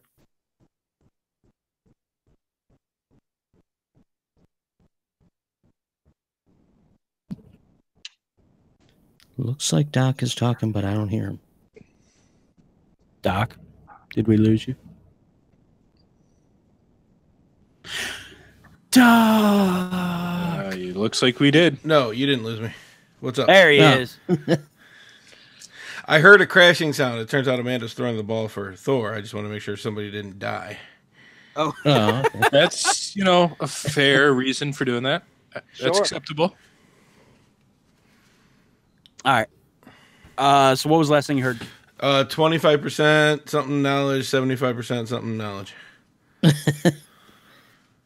Okay. So I was searching the room. I was mostly looking for valuables and somewhat of, Yeah, so I got that. that now. might help us. Sweet. And so I found some valuables, and that's about it. Yeah, I don't give a fuck. Okay. I start heading out. I searched the room and didn't find anything, right? Other than the photograph of the picture of the Santa Claus's wife and then the small child, no. Was that frame worth any money? It is gold, also, and it has some kind of word scrolled across the top, but you can't read it. Yeah, but he stole it, right? Sure. All right. Then we have the only thing I'm going to ask a question about later. Let's go. All right, yeah, let's get out of here. Jethro and Smoke, give me a perception check. Always with your perception check. I love perception checks. I know you do. 29. 31. How else am I going to have things sneak up on you if I don't make you roll perception checks? It's going to be nothing really can hard really- since I have But then alert. you rolled 31s, so fuck. I could have rolled a 2 and it wouldn't have mattered. If they're making a sound, they can't sneak up on me. And if they get within a certain distance with True Sight, they can't sneak up on me. It's true. All right. You hear below you, back in that hallway again, you hear a door open and close, and you hear voices. They seem to be talking about the tree. You hear, I can't believe, why would it just die like that? That's so weird. I know. Better go and tell the big man about it. Hey, Smokey, you think prisoners is a good idea? If you want to make yourself a prisoner, go for it. I'm just going to sneak around and hide in the shadows and follow them. Okay, you do that. I follow your lead, I guess. Oh, shit. Okay, well, I'm going to use stealth, and I am going to try to keep a distance but still follow him. Okay. Same. Jethro, give me a stealth check. I'm not even going to ask for one from Smoke. Perfect. Once again, I rolled poorly. Oh, fuck. It's a 26. That's not bad. Why don't you calm down there, rogue type? Well, you said you rolled poorly. Yes, did. I've got a spell up, and bards are awesome. You guys make your way back down the bottom of this to the bottom of the stairs, and you see they're crossing the door in front of you. You hear the exterior door open, and then a second later it closes. You continue following them. You go out into the hallway and kind of watch them for a second through the stained glass. And they start walking down toward the house that you saw around back. How close do you want to follow? How far is it from the door, the back door, to the front door of this thing? About 100 feet. All right. I'm going to let them get a decent bit away before I open the door and kind of stay stealthy and go through it. Okay. And then, are there any windows on the other building that I could see? There are windows. It's dark on the interior, though. You do see a bit of flickering light, but it's not lit up like any of the others. If I went up to the window with True Sight, would I be able to see through it? You're talking about the building that they're going to, right? Yes, that's dark. You would be able to see, but we'll get to that in just a second. They make their way down there, and as they approach the building, they turn away from the door and walk actually around the left side of the building and disappear behind it. Oh, shit. Well, then I don't really have a reason to look into the building, so Yeah. I'm going to follow their lead. Okay. You guys continue on around and down, and you see from this angle now there's a large stable at the back of this building. You see them walk inside, and they're standing there seemingly talking to someone, but you can't see the person they're talking to. How close do we have to be to one another to use that spell to talk in each other's heads? Boy, great. We're looking at these two people talking to people. It doesn't matter the distance. Thank you. Pray, you hear Jethro in your head saying this. I'll say back. You're looking at two people talk. Great. Yeah, they went for the big guy.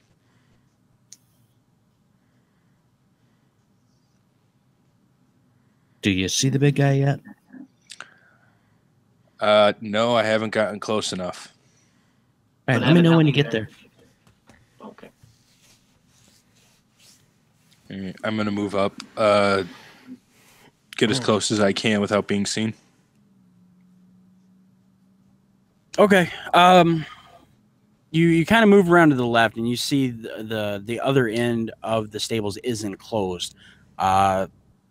There's not really any angle that you could get to be able to see who they're talking to, but you can get close enough to hear. And you hear the two smaller voices again. Yeah, it was weird. The tree just died. I don't know what happened. And he says, you hear another voice, like, yeah, it scared the hell out of me. I was putting a present under it at the time. And you hear a much deeper, almost kind of gravelly voice. Well, that's not good at all. I'm not sure what could do that. Give me a moment. Let me finish up here. I'll be up there in just a minute. You hear, okay, Santa. And then you hear footsteps in the snow again. In my mind, to Prate, I am going to say they're talking to Santa.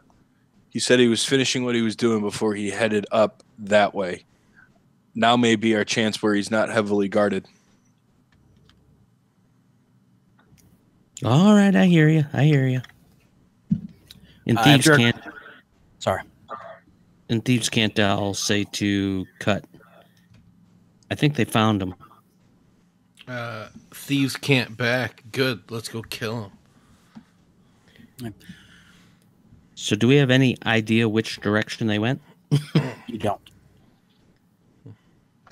Unless you could ask. I'll start. Well, I know we got to start heading downstairs. I assume that's where they went. Sure. We've seen that.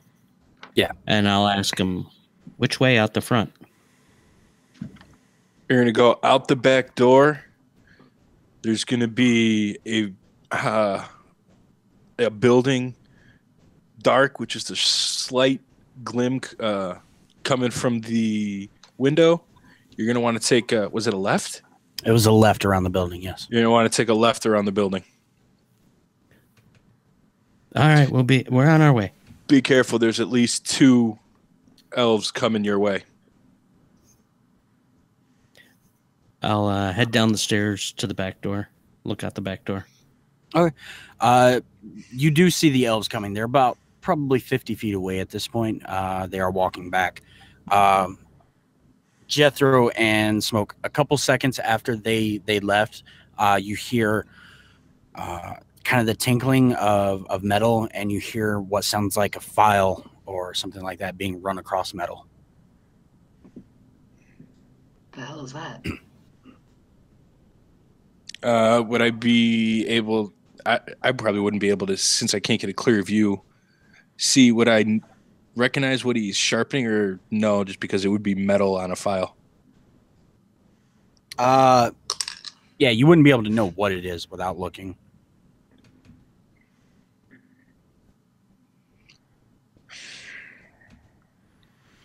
Is he down? I mean, he's just down there, yeah? He's down, but I can't find a area to really get in there without potentially being seen. Well, I mean, is he down there by himself? I don't know. Well, if you want me and you can just go, but I mean... I was hoping to wait for the backup, but yeah, that might be the best to at least see what we're getting ourselves into. Well, do you want me to stay here? Do you want me to go with you? Do you want to wait until your friends get here and then talk to them in your gibberish? What do you want? Did the elves come out of like a door? It's not a door. It's just an opening. Whoever they were talking to was kind of back in the building to the left a little bit. So there's not really any way you could get an angle without actually going into the building and looking around the corner itself. But you don't know where they would be in that situation. You don't know how close or how far. All right, and our friend should be coming pretty soon. All right, I'm gonna tell him I think our best bet right now would wait for the backup. All right. They should be here any minute. Sure. Okay. All right. Yeah. What are you guys doing? Oh, sorry. Excuse me. What are you guys doing up in the building? You see these 2 elves roughly 50 feet away from you, kind of got their hands tucked inside their pockets, walking towards you. Are the handles like, when you like go to the mall, how they have the grab handles? They're like sticks with 2 bolts almost. Or is this like a handle that you have to turn? No, you don't have to turn it. You just grab it and pull. Okay. Is it Is it ornate? Like, does it have extensions on the top and the bottom with pictures and stuff? It is important why I'm asking. The door itself, or are you talking specifically the handle? The handles, especially on the outside. It's not ornate in that there are pictures on it. It comes out of the top, comes directly out of the door, swoops out, back in and down, and then kind of swoops out and curls back up on itself at the bottom. Okay. Well, I'm going to have to get good then. I am going to tuck down, wait for the doors to open, and attempt to hit both of them with each dagger in each hand as they open a door.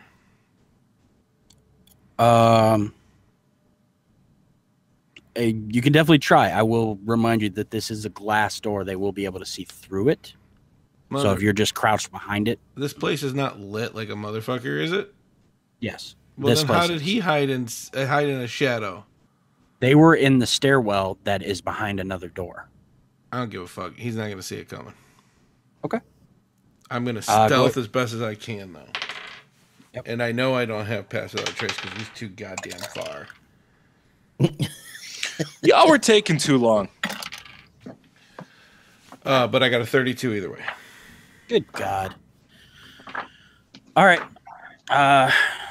You see them coming up, and they've kind of got their heads down. They got their hoods pulled up, and they got their heads down. And you see one of them. He walks up. He kind of dusts his boots off, goes to open the door. Go ahead. Is this magical light or is it regular light? You're not sure. I'm drawing the dagger again. Okay. One of the effects is anything that's not magical light goes out. Oh, okay. I got you. No, it does not go out. Okay. All right. Let's see what we got here. Ooh, that's cracked. Hold on. You think Santa has mundane light in his workshop? What are you? I figure Santa would try to save up on using magical energy on like every little goddamn thing. Yeah. It's literally a city underneath a giant dome.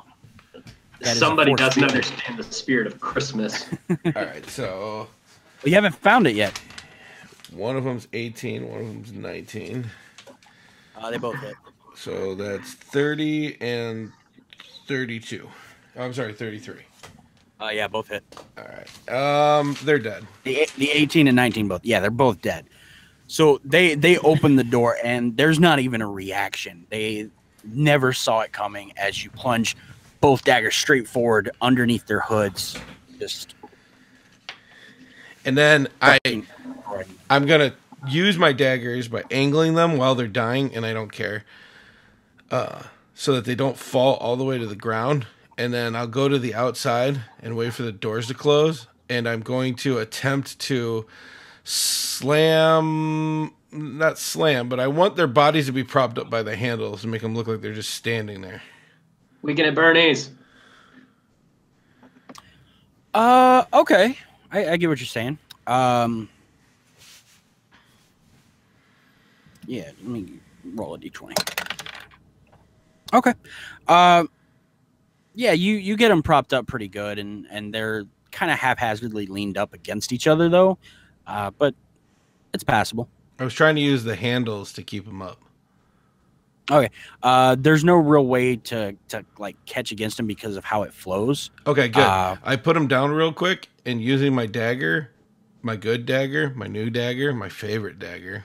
Yep. I am going to cut slits into their back, through their ribs if I have to, and then I'm going to cover up the handles with the bodies. Okay. Seems passable. You think they'll stay? Okay, and if I have to, I have to get through some of the ribs anyways. I'll use one of the ribs, kick it over a little bit to get into the hook so it doesn't fall off. All right. Are you about done playing? I nod at my work, and then I start heading towards where I think they're going. Okay. Pray. Yeah, I'll head off to, let's see, they said the left. I'm going to go around the right. Okay.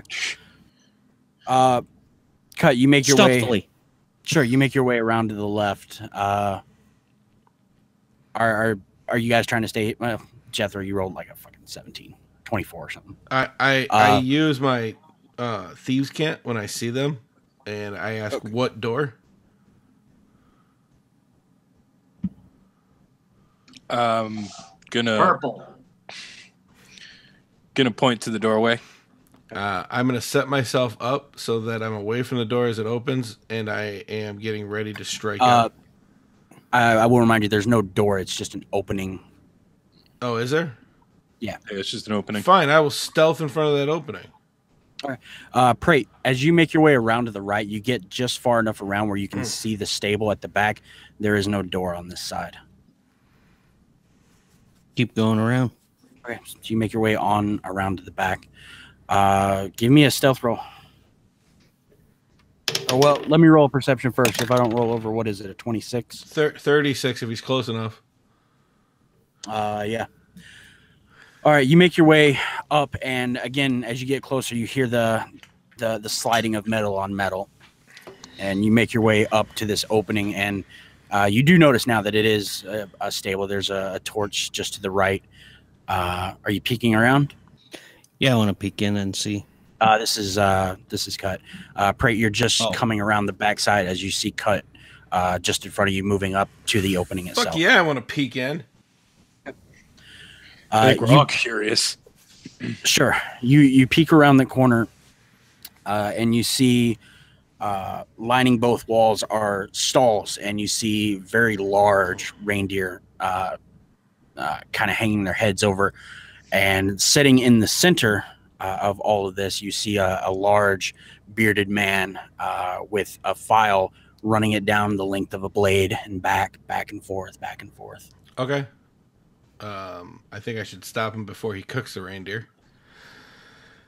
Let's see. Is he looking at the door, or is it kind of like slanted a little bit? Like, do I have a chance to sneak in there and kill him? You do not. He is facing towards the door, but it is a narrow walkway.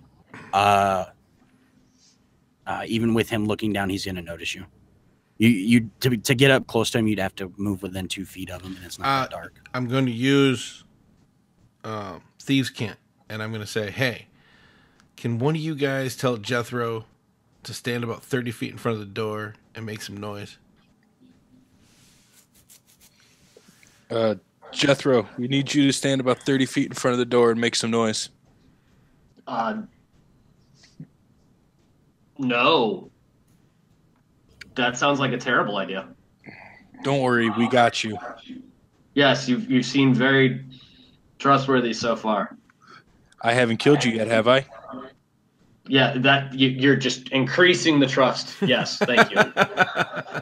Okay. Hey, Smoke? Yes. I fucking hate you. But,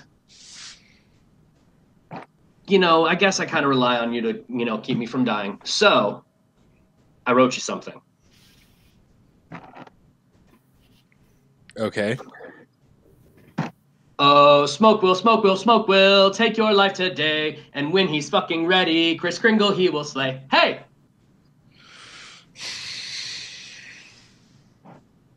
Fuck you, you're inspired. And I will start walking towards the opening. That was a nice little tune. Don't be I afraid. like that tune. Well, you each get one if you don't piss me off, you fucks. So I will walk towards the opening and try and come up with a distraction in the very near future. All right. How do you distract him? Jeez. Okay, so I'm walking into the doorway. I'm just walking up first. So you're walking up toward the stable itself. The stable kind of comes out the back of the building and stretches back to the left, to your left, probably a good 30 feet. The doorway, the opening is butted up right against the back of the house itself. And you look in and you see a wall, and you know that the as soon as you go in, it would turn to the left, and that's where the whoever this is probably is. Okay. Right before I just turn into the left and see whoever's there, I don't know if I mentioned it before, but I will cast Death Ward on myself because fuck. Okay.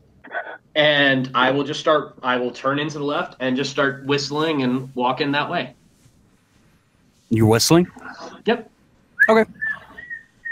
You make it right up and you hear the sound of the metal on the metal again, and as you get closer, it stops. You come in and come around the corner, and he's sitting there, kind of expectantly waiting. And as soon as you see him, his eyes go wide. What do you do? Is there something wrong? Jethro, why are you here? What are you doing here? I mean, you know me. Of course you know me. You're Santa. That's kind of your thing, yeah? Yes. So I mean, you know what I'm all about. I like knowing stories, talking to interesting people. There's not a whole lot of living people that are more interesting than you. Hi. He stands up at this point. He's clutching the one blade that he was sharpening. You see him. He pulls another one out from underneath the folds of his cloak, and he's kind of backing up into the corner, the back of the stall area. Says, Did I do something wrong? "Why are you here, Jethro?" Hold on, wait for that to stop and then say it again. Yeah, sorry. The cat kind of went crazy. Can you start that over? He says he picks up the one blade that he was sharpening, pulls another one out from the folds of his cloak, and he starts kind of backing up into the back of the stable itself. Why are you here, Jethro? I said I wanted to meet you. Is that really so hard to believe? In my head, I will say, what the fuck am I doing right now? I've already started thief canting the other guys. Like, I told him to stand 30 feet away from the door. Did you not relay that? I did, and I'm going to relay back and say you were supposed to be 30 feet from the door. You told me to make a whole lot of noise. I said 30 feet in front, or 30 feet from the door and make some noise. I didn't say Man, go in. Man, it's like this whole telephone thing is really complicated. Oh, God damn it, Leroy. Santa, what are you working on? Well, we need to come up. He says, I think you need to tell me why you're here, Jethro. And I'm going to need a saving throw from you. 1 second. Looking it up. And thieves can't to the other guys. I'm like, we need to think of something quick since somebody had to go and fuck it up. Wisdom. Okay. That is a 27. 27. You feel a magical, just a magical essence fill your mind. You almost decide, yeah, I'll tell you, it's fine. But you realize the spell before it takes hold, and you shake it off. Whoa, Santa, not cool. Not cool, Santa. I'm going to need everyone to roll initiative.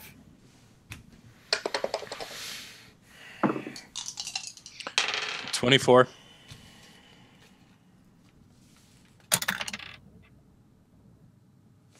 Yep. Prate's got 16 and 6. Okay. And by the way, here's one for your blooper reel. I gotta go pee. I'll be right back. I thought you did that. No, I didn't go yet. He's gonna pee on you. And then you're his. Santa gets 27. Okay.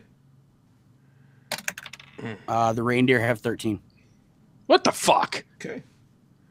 And Jethro. Jethro has a 16. So Cut is first to react. Okay.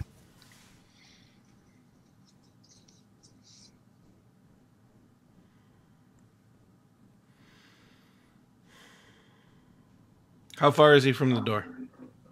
From the door, once you get in, it's about 10. It's about 5 feet to that corner once you come in, and then from there back, he's about another 15 feet. So 20 total once you enter.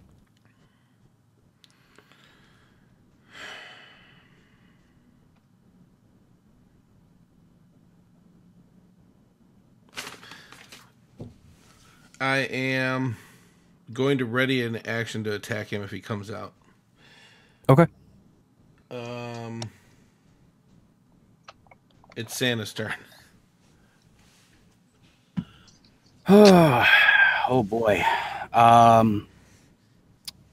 Santa's gonna step forward towards you, Jethro. Sure. And where's the rest of my die? Jesus. Okay. He's going to make 2 attacks with his weapons. Whoa. That seems very aggressive of That's Santa. not for very nothing going on. Santa-like. Yeah. There are reasons. Keith, you specifically know Jethro is not on the naughty list yet. This is a pocket plane. There is no reason for you to be here. There's no way for you to even get here. I'm just saying, it seems kind of naughty just to attack Jethro without trying to talk him down. I specifically said exactly why Jethro was here. Okay. All right. I'll do this. True. I'll do this then. If you want to attack, that's fine. No. All right. Fine. I have not done deception. Fine. We'll do it live. Fuck it. Especially since isn't Santa supposed to be like neutral good or lawful good? Chaotic good. Yeah, He will kill everybody. Yeah, but And that then would not be resurrect chaotic. That would be like evil. What are you in my house for? Chaotic neutral Santa. Ah!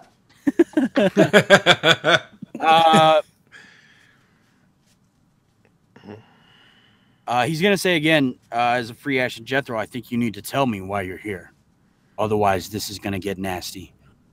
I will sit down as a free action and I seriously just wanted to meet you. I just found out that you were like actually a real life thing, like not too long ago. Why wouldn't I want to come meet you? How did you get here? Dude, I'm like badass. What are you talking about? Dude, this is like my realm. Yeah, there's no way for you to get here. Plane shift. Woof. No. Here, there. Jethro. Yeah. Stop lying to me. I'm confused. What's everybody else doing? So next would be the smoke. He's holding an action, by the way. The smoke is? Why? No, What? Santa is. Are the reindeers in a stable? They are in the stable. Is the stable flammable? You're not sure. I mean, it is wood. I would say it is. I'm going to call forth a fire elemental to go and light that thing on fire. Okay. Are you placing it inside of it or on the outside and burn it from the outside in? I don't care. It's fire.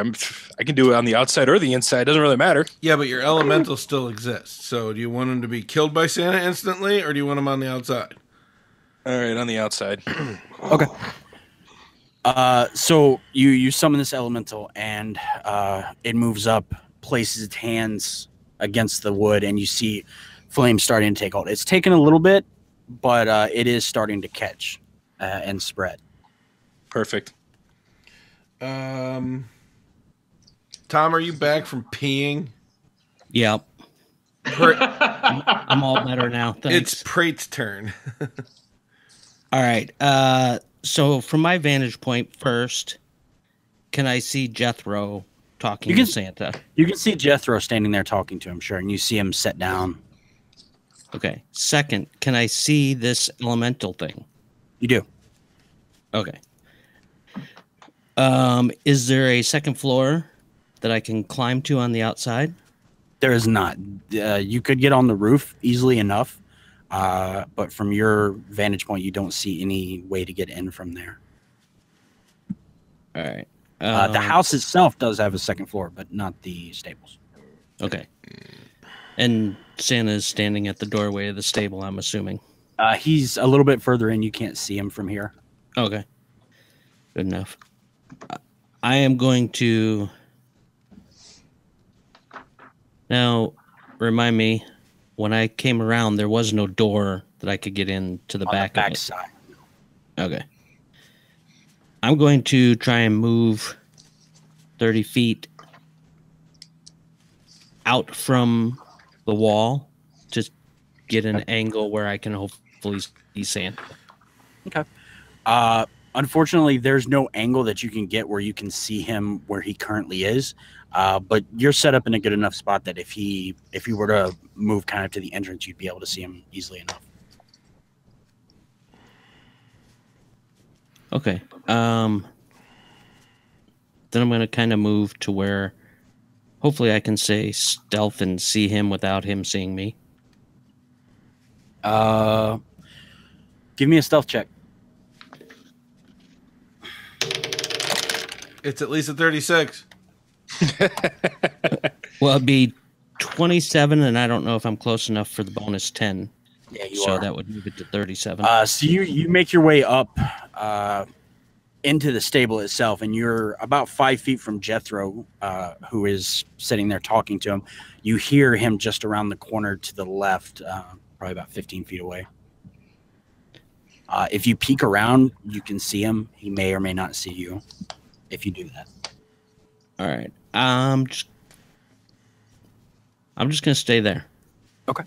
For this moment. Okay. I might go. When you said Santa came towards him, how far away is he? And I've already rolled my stealth check. I'm still at the goddamn door. Yeah. He's still about 15 feet away from Jethro. He's moved toward him like maybe a couple steps, but not enough to really do anything. How far from me? Roughly the same. You're basically even with Jethro. It's just Jethro is exposed in the hallway. Right. That is. I have a speed of 40. Fuck this shit. I am going to attack Santa. Okay. Only Go a speed ahead. of 40. All right.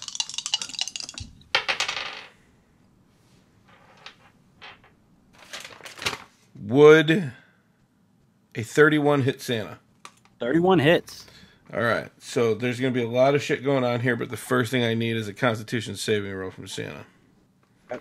Because there's no... As a free action, Jethro will just say, "I'm sorry, Santa!" Constitution? Yeah. 13. Whew, you failed. All right. So I got a lot of math. Okay. He's not surprised. Bullshit, he's not surprised. As soon as you come around that corner, you've got a 15 feet. He realizes something is up. He was already on edge. I'm going to make the argument and leave it in your hands because you're the DM. Okay. That I have 40 feet of movement. So within 6 seconds, I could get to him before he could process what's going on, which I think is very surprising. I'll roll for it. How about that?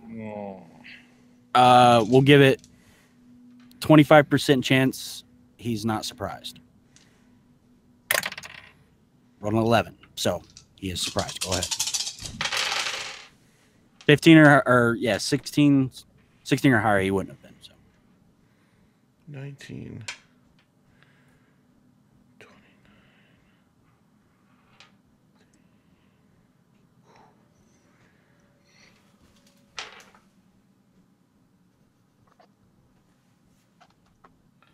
I like math. La la la la.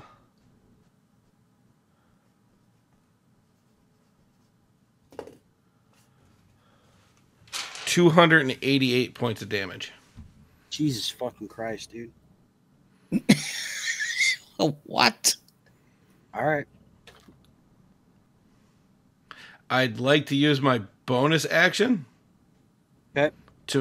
First I'm going to move out of his range and finish my movement, so he'll get an attack of opportunity. Yep, just doing math of my own. Yeah, he'll take his attack of opportunity. 11 plus 11, 22. That'll hit. All right. It's 2, 7 plus 10. 17, 10 of which is fire. Okay. Fur. 17. Okay. Hold on. As No, I'm he doing math slashes again. at you with this scimitar. Okay, got it. All right. And I'm going to use my bonus action to hide. Okay. At the end of your turn, he is going to use 2 of his legendary actions to cast a spell. First, just to resolve this. Oh, for the stealth. Go ahead. 42. Yeah, no.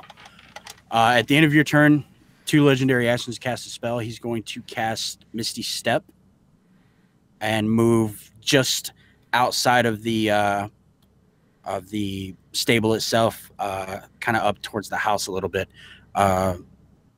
Prate, you're just at that range where you're kind of almost inside, but you're almost outside. You see him appear just outside of the house. Okay. How far is he from me? About 20 feet. I'm Okay. sorry. Hold on. It's the DM and me. Can he see that, or is he trying to go through a wall?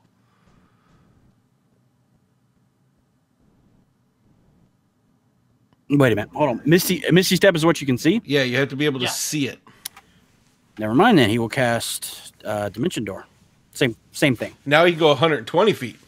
It's a higher level spell, but he's going right there. Sorry. No, you're good, dude. I rarely play spellcasters, so Well, thankfully, go ahead. it's not like a super high level one or anything like yeah, that. no, it's not like a level 20 spellcaster. It's fine. Okay, sorry. So I'm resolving myself in the order. But it's Jethro. Okay. Jethro, guess you see him vanish before your eyes. You recognize the Dimension Door spell immediately. Jethro, I suppose, will stand up Okay. and basically he will say in his head, "Eyes on target." That means that all you guys can hear. Yes, yes, yes. Yes. Where? Behind you. Oh shit! We'll turn around. He's not there. He's outside, but you don't see No, I him. mean I'm just gonna start heading that way. Okay. That's it. Yeah, you make your way back outside, out of the stables, and you look to your left, and you see him about 20 feet away, moving up towards the main building. Reindeer. Reindeer. They better figure out how to get out of a burning stable.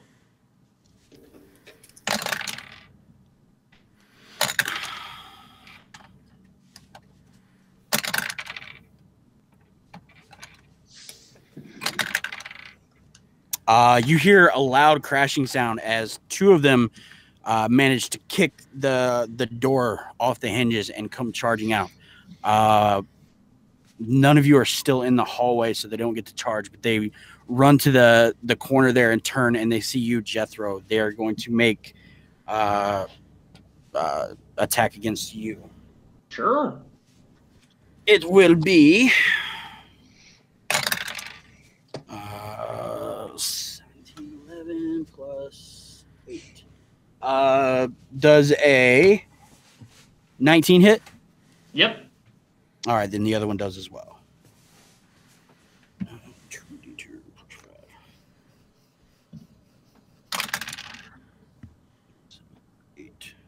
5. 8. You take 18 points of piercing damage as the 2 run up and gore you with their antlers. Ah. Okay. And that will end the reindeer's turn. Okay. Prate. Sorry. Pratt. I was Prick, just going to say, prick. what the fuck What? did you just call me? Hey, I figured it out. Shut the fuck up. How far is Santa from me? About 20 feet. Okay. So use my fuck. You have a that? Wow. Yeah, that's a high level character. Shit. Um. Thought that was a Jethro only. So ability. if I attack and then I can switch weapons or no? You can I don't think so. attack, drop, and draw. Yes, but that's your attack, your action, You'd and have your to bonus drop action. it, not sheath it or stow it. All right. So but I could stow it and then not pull out my weapons. Correct. No. All right. Yes. All right. So I'm going to attack him as he's running. I'll try and shoot him in the back with an arrow. All right, go ahead. Would it be? Do I have advantage or am I sneaking on him? The question is, Yeah, I'll after say he didn't know you were there, so go ahead. You were sneaking. Right. It's not surprising. He definitely knows something's up now, though. Well, if it's just a regular roll, it would be a 19 to hit. well, if he doesn't see you, that is, you get the It's 2 advantage. rolls. Yeah. Advantage. Yeah. Let's see if I can roll better. 21. 21 just hits. Oh, nice. So, fuck. That's one bad thing about fucking Rogue. You got all this fucking math. You gotta do. I know, right? Use the dice roller on roll 20. Right. Yeah, but then we'd have to open up roll 20. You could just be a bard and you just have to do 8 points of damage for every time your dogs pee on things. It's true. Simple.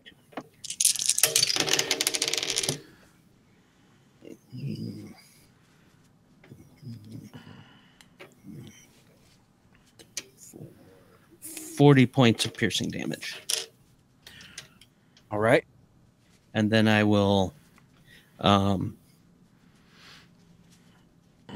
away my bow. Are you And I putting think it that's away all or I are can you do. just dropping? Oh, okay. I think that's... Can I move at all or no? Yeah. Yeah, you still have your movement. I will chase after him. All right. Okay. So you take off after him. Round 2, Santa. Santa, as you hit him with this arrow, he stops and turns around, and he is going to cast a spell. 1 second. You figure spellcasters would be ready on their turn. Yes, you know what? Fuck you. He turns and is going to sing for you. He says, "Oh, I'm feeling rather spiteful, and your death will be delightful. And since you've become my foes, kill you hoes, kill you hoes, kill you hoes. I need you to make a Constitution saving throw." Awesome.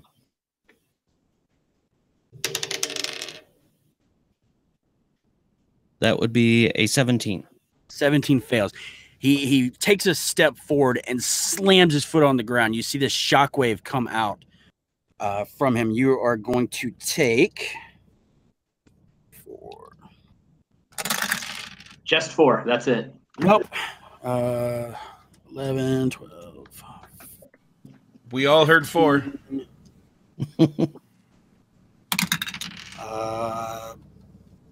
21 points of thunder damage. And This sounds very, very frightening. 17 points of radiant damage. And you are knocked prone. So, okay, so evasion doesn't work. Not on this. However, it does The spell was Destructive Wave, by the way. destructive wave. Nice. I like that. Okay, yeah, I guess I take that damage because I can't see anything that would avoid any of it. Uncanny dodge. I think Uncanny Dodge is only melee. Half If the you wanna- damage from an attack. if you want to look it up, I'm not sure. It is says if only, you could see the attack coming. It does not say anything about melee. I'll read it exactly. Right. Starting at 5th level, when an attacker that you can see hits you with an attack, you can use your reaction to have the attack's damage against you.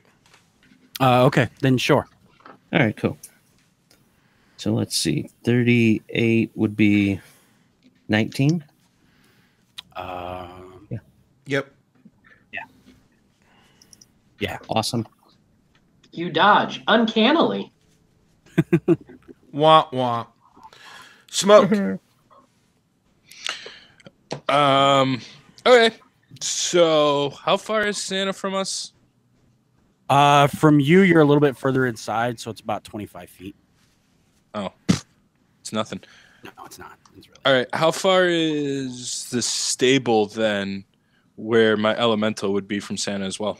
I put him in my head at the end of it, kind of away from the opening and everything, so it would kind of be stealthy. So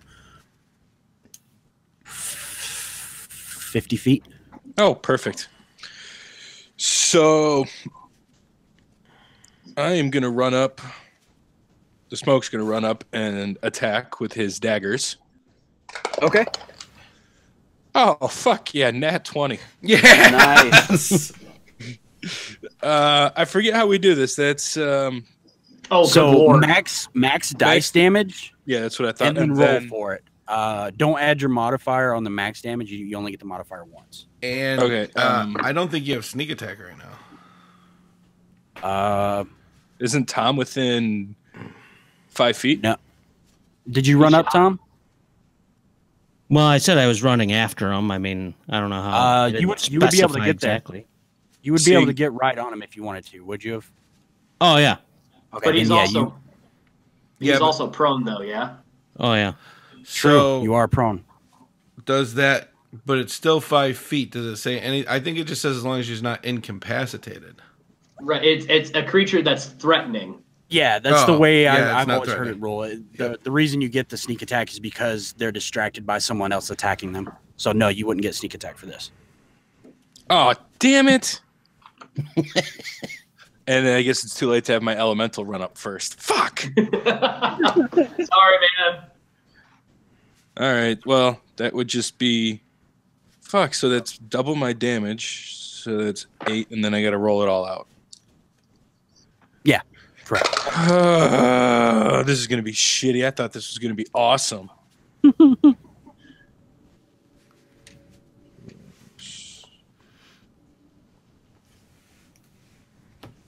Wow, I'm gonna do a whopping 51 points of damage. 51? Hey, that's nothing Yeah. to wait. Jesus 51? Christ. No, that's not your nose about. But here, when you're thinking you're getting a sneak attack and everything, and you're looking close to 200 points of damage, it's kind of a letdown. I'm just gonna play literally my fiddle for the poor rogue that only did 51 damage. I wanted the goddamn sneak attack. So then the elemental is going to take his attack. I don't think he's going to do much of anything. Okay. 19? 19 misses. Yeah, I thought so. All right. Well, my turn's over. Prate. Back to me again already? Yeah. Oh. All right. I will. Well, I guess I got to use my action to stand up. Yeah. No, it's half your movement. Half your movement. All right. Half my movement. I'll stand up. I'll use my bonus action to pull the hood up on my cloak. Okay. I'll use my action to draw my swords. All right. And stand at the defense, I guess. So what does pulling the hood up do? So Is it a cloak of It- elven kind? it is a no. It's a cloak of the thief. Okay. It gives a projection of an illusion that makes you appear to be standing in a place near your actual It's a location. displacer cloak. Right? Partial, yeah. Okay. I like it. It gives So me what other is it? He benefits, has but disadvantage? so yeah, he'll have disadvantage on attack rolls against me. Got it. If I take damage, it ceases to function For one. to the start of my next turn. Got it. Okay. Coming around the outside is going to be cut. Coming straight at Santa. All right. And I am going to try to stab that fat man. Ooh. 19 is a critical with my dagger. Is it an auto hit with your dagger? Like, I know it's a critical, but does that still grant the auto hit? So what it is 19 and 20 are criticals. So I treat it like I rolled a natural 20 when I roll a natural 19. Right. Okay. I got you. I know he's not surprised this time. I mean, he's surprised in general, but he's not surprised. And I know somebody's in 5 feet. 15. 30. 38. 42.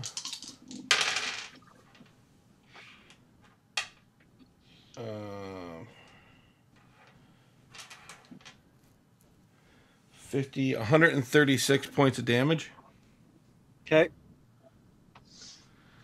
And then I am going to just stand my ground right there, smiling at the fat man. All right. It's your turn to die, like I killed your wife. At the end of your turn, he is going to use one of his legendary actions to make a scimitar attack against you. 13 plus 11, 24. Yep. All right.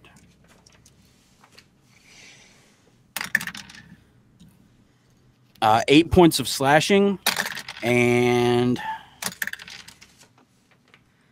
15 points of fire damage. Okay, so as he comes across and swipes you with the scimitar. Right, I'm gonna uncanny dodge that. Okay. All right. That takes us to Jethro. Crap. Man, you'd think spellcasters would be ready for their turn. How far away am I from him right now? Close. Probably 20 feet, 25 feet. Okay. And he's running for... I'm trying to get this straight. He said he was running for a house? He was running for the main building, and then once the arrow struck him in the back, he turned and is fighting. Jethro, you can't move out of your squares. You have 2 reindeers. That's 2 takes of an Yeah, I will remind you, you do have the 2 reindeer that are right on top of you. Yeah, that's adorable. I don't care. I will walk away from the reindeer towards the danger. Right. 2 attacks of opportunity. One's a crit. Yeah, it was a critical miss. Let's see, that is... Those cancel out, right? I mean, that's just straight up math. So...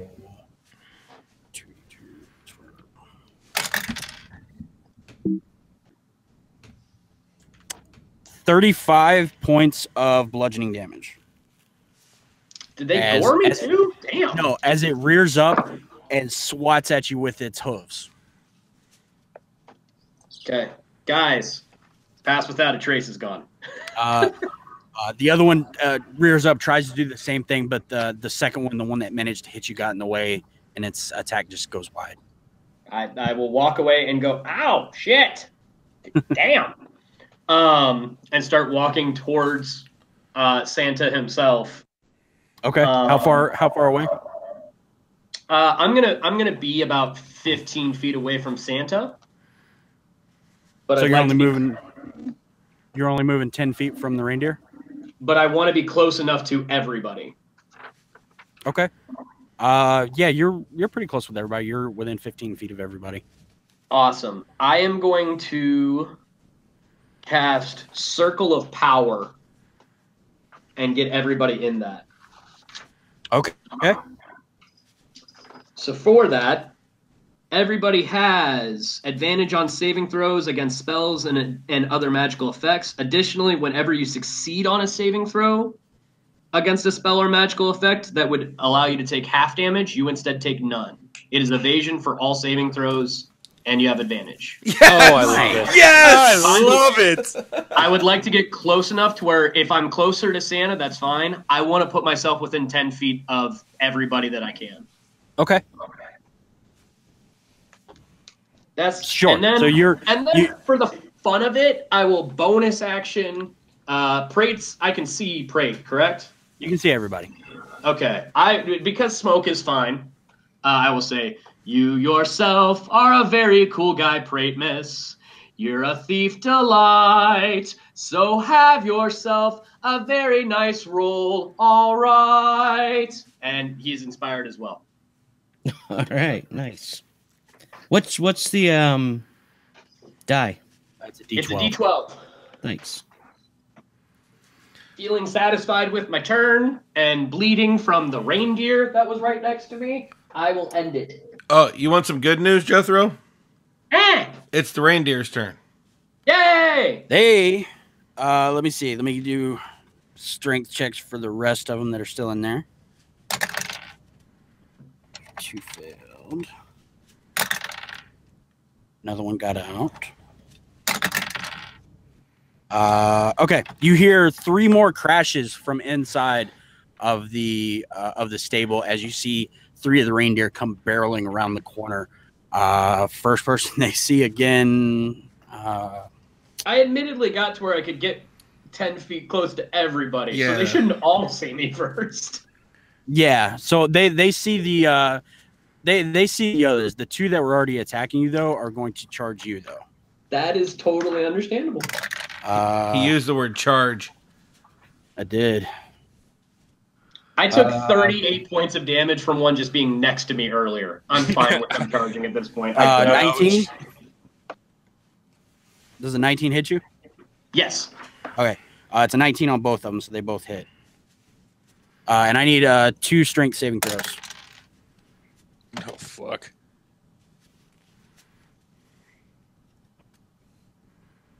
Actually, does it make him prone? Yeah, it You would. need to do one at a time because that second strike might get an advantage. True. Sorry, Okay. Jethro. You're right. So go ahead and give me the first saving throw. Strength. Jethro. Sorry, I was muted. The first one is a 19. Okay, so you succeed. You take. Then I succeed on the other one as well. Oh, okay. You take from him 12 points of piercing damage. From the second one, 16. 21 points of piercing damage. Guys, I am looking great. That's good. I'm glad you are. The other 3, 2 of them are going to run towards Cut. The other one is going to go toward the smoke. The 2 on Cut. One is a natural 20. The other one will miss. Hold on one second. I'm gonna have a dog in here for a second. Very surprising. Also, in this field, they don't have to run by somebody to get to me. I'm getting to that. Yes. But the one that ran against Prate would also miss. Jethro, you get to make an attack of opportunity against one of them if you choose.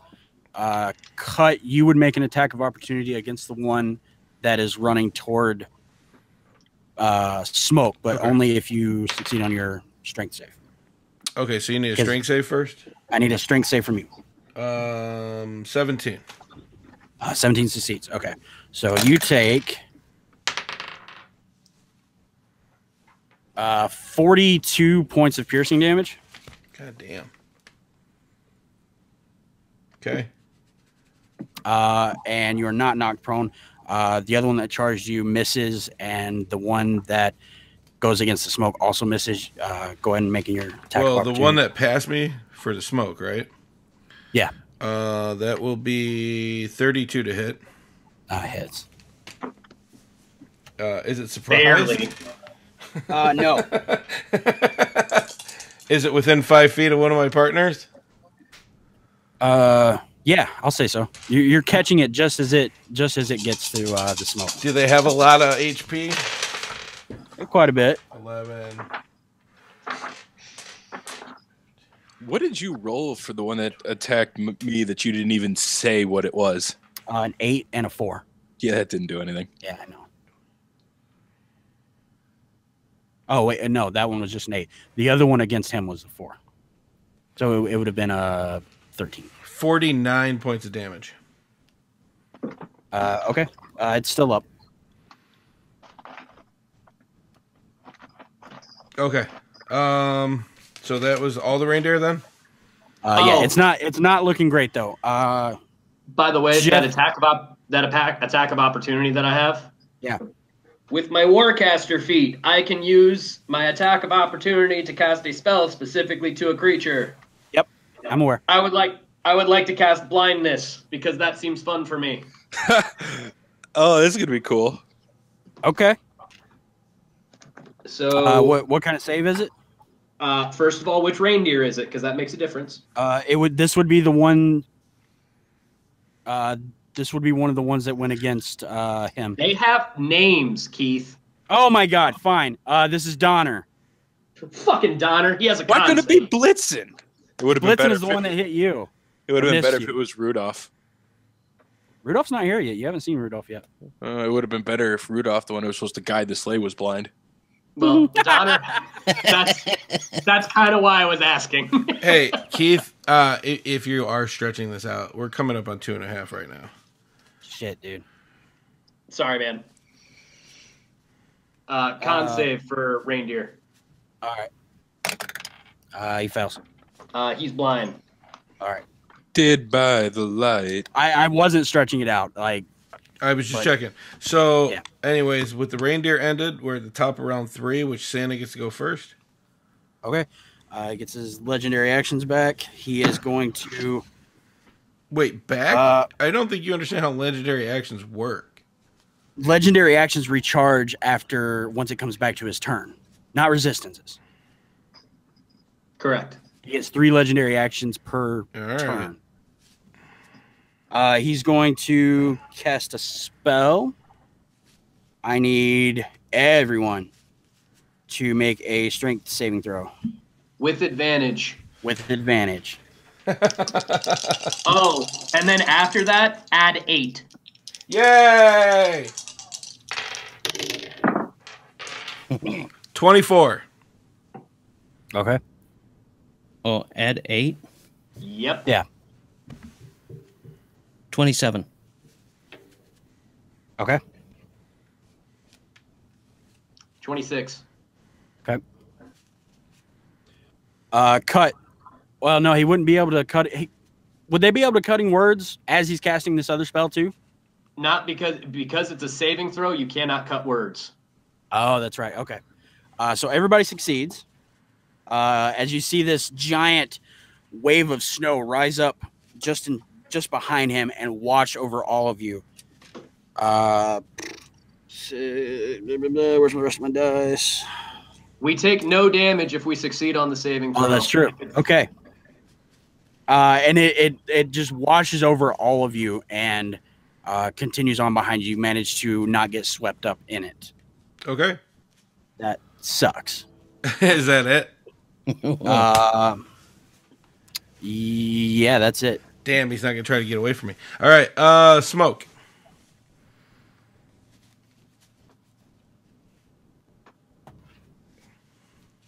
I feel like we do this all the time. Unmute Still yourself. muted. That could explain it.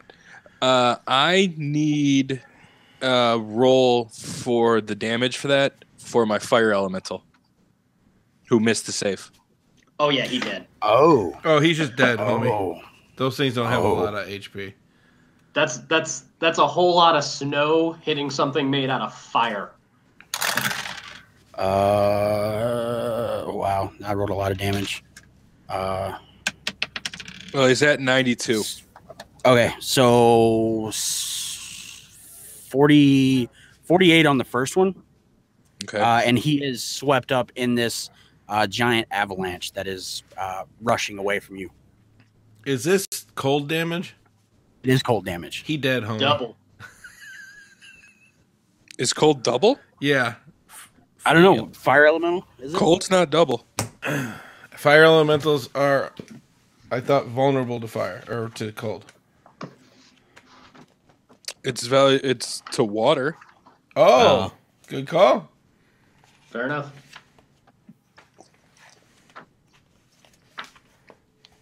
Yeah, no.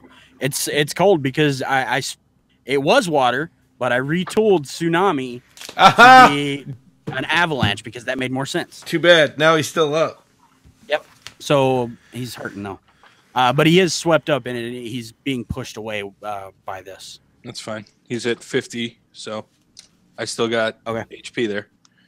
So I'm going to take my roll.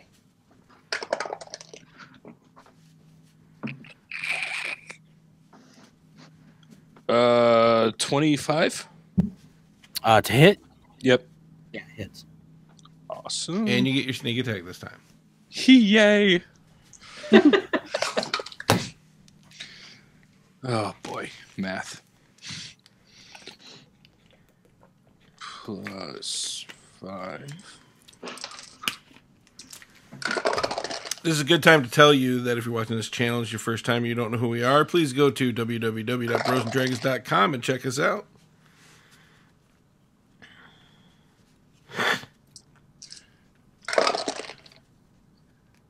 Ooh, that's a good roll. 81 points of damage. Okay. What do I need to potentially get my fire elemental out of the snowy? Another bullshit? strength saving throw. Oh, okay. Well, that's gonna fuck me. Yeah, that I'm guessing fucked me. 16. Yeah, that fails. He takes 4, 8, 5.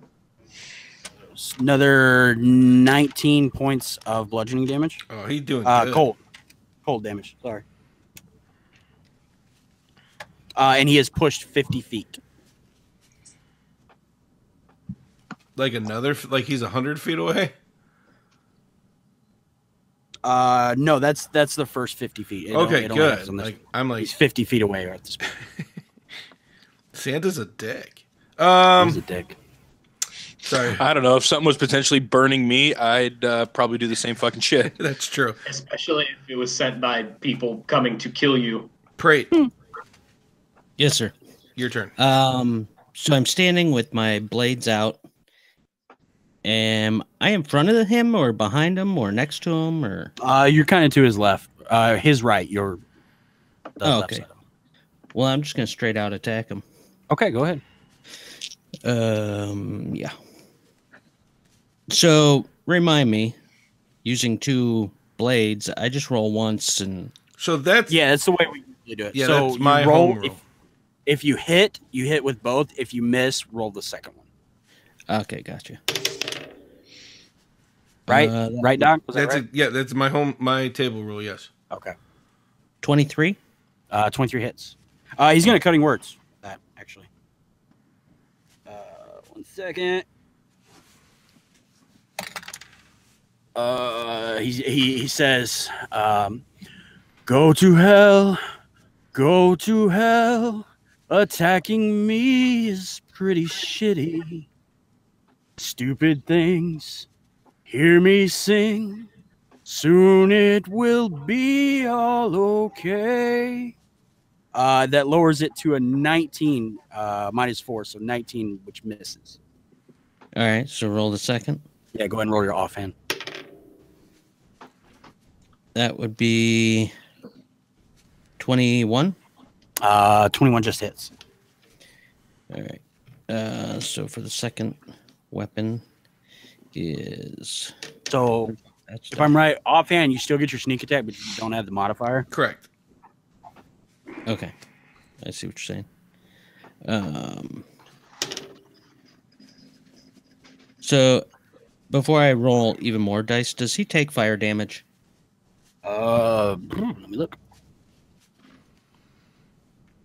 No. Or yeah, he does. He has nothing against it. Oh, good. resistance-wise. So let's see. That's I'm trying to hurry up, Doc. I was just letting you know where you're at. Oh, okay. and then sneak attack, right? Yep. Yeah. All right.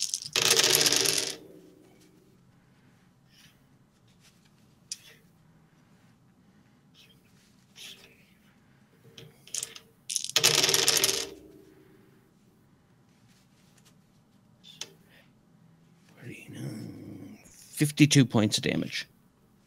Nice. All right.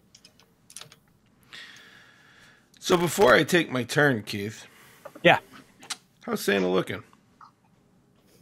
He's got some pretty deep wounds. He's not too bad, but he's looking injured. Yeah. Holding, Oh. and please stop the dinging. Holding my dagger, my new dagger, I would like Santa to make a Constitution saving roll. Okay.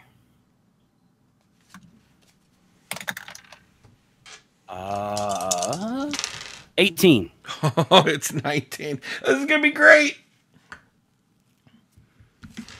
17.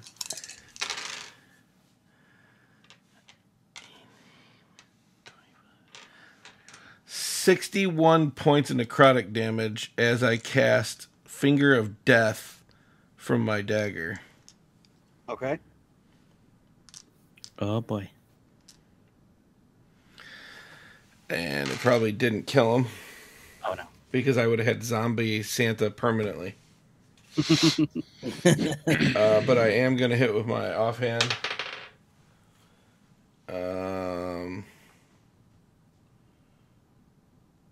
21? Wow, that was low. 21 hits. Okay. Redoing my offhand damage. I'm sorry.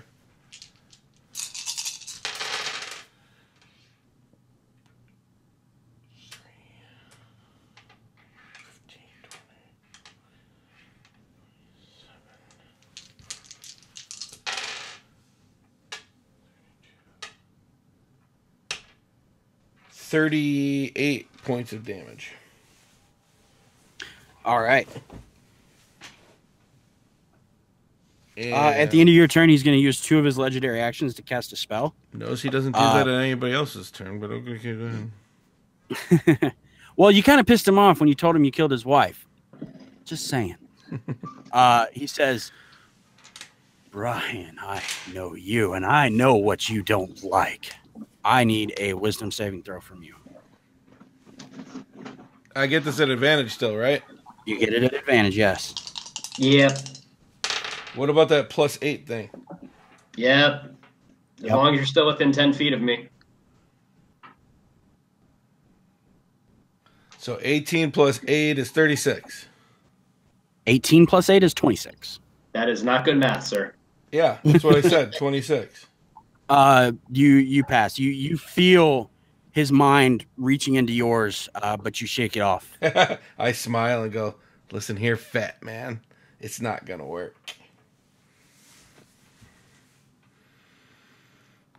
Way to waste your spells. That'll take us to Jethro. I feel so bad for Santa, you guys. Like, like fuck all of these reindeer. But for Santa, I feel pretty bad. I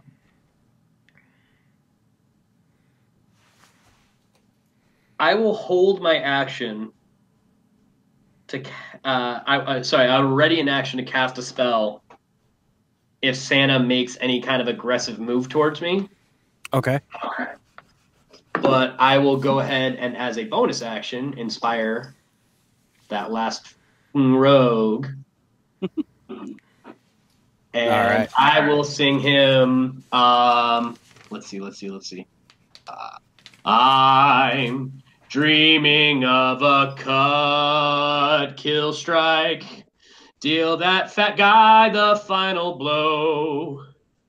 May your knives be sharp and light, 'cause I know Santa won't survive tonight. And he's inspired as well. All right. And then I will silently cry because I feel really bad and guilty. That takes us to the reindeer. All right. There's 5 out. Let's make 1, 2. Fails. 1 succeeds. Okay, so you hear another loud crash from inside the stables. The 2 that have been attacking you, Jethro, are going to take 2 strikes against you. It's a natural 1 and 11 plus 8, 19. Does a 19 hit? Still, yeah. Okay, I'm just making sure, man. 12, 14 points of piercing damage as he gores you with his horns. The one against Smoke, natural 1, fails. The 2 against Cut, 21. No, that misses. Does it? No. Okay. 8, 12, 17 points of piercing damage. Just one of them hit me? Yeah, the other one missed. Okay. Feel like there's a conspiracy against Cut. Round 4, Santa. All right. Looking around, he's not too happy. He is going to cast another spell. You know, Dasher and Dancer and Prancer and Vixen and Comet and Cupid and Donner and Blitzen. Your blood will deck my halls. It's time for the most badass monster of all. Rudolph the Raging Reindeer. He knows how this shit goes. He's gonna mess up. Fuck, I fucked it up. See, He's it's not that gonna easy. mess up you shits. Gonna make your blood flow. Coming over the large building, you see this bright streak of red that comes down and slams into the ground just beside Santa. I need everyone to make a dexterity save. Is it to make me fall down? Yes. Can I just say I made it? You could. How's a 32 sound? Yeah, you're good. Jethro, you're back far enough. You don't have to worry about this. Oh, so my 33 means nothing. No, nothing. I only got a 29. Oh, wait, do you get to roll an advantage? No, it's not a Probably. spell. No, it's not a spell. 29. Okay. 26. 26 makes it also. You see this much larger than the others, bright red nose come slamming into the ground. You see a shockwave come out from it as it lands, and it looks around at you with death in its eyes. Yeah. I'm gonna add him 19 initiative. I got him. Hey, DM, Yeah, would you consider that an aggressive move by Santa? it's not directed towards you. All right. I'm cool with that. Okay. Oh, how sweet. He's got a red nose. You see Rudolph turn his gaze towards you. Who's next? Yeah, the fat man's not going to try to move? Sure. I'm Bonus kidding. action. I'm not trying to get you to do No, shit. I forgot whose turn it was. I forgot it was still Santa's turn. Okay. Bonus action, he's going to cast Misty Step and move 30 feet further up the hill toward the building. Oh, that's So he is now 45 feet away from you, Jethro. Everybody else, he's 30 feet. not the problem. Smoke. Ah, I hate this. So, hey, real quick, here's my question, Doc. I know this is running super late. If at some point, once you finish him, do you want to cut it and then maybe come back another day and record the last little bit? I don't know. No, we get this tonight because I literally am going to be doing 4 edits in a row within the next 2 weeks. Okay. I'm going after Santa. All right. So you take off running after him? Yep. Okay. What am I doing here? I don't know. What are you doing? 27. 27 hits. Yay. And I know I don't get a sneak attack because there's nobody near him. Nope.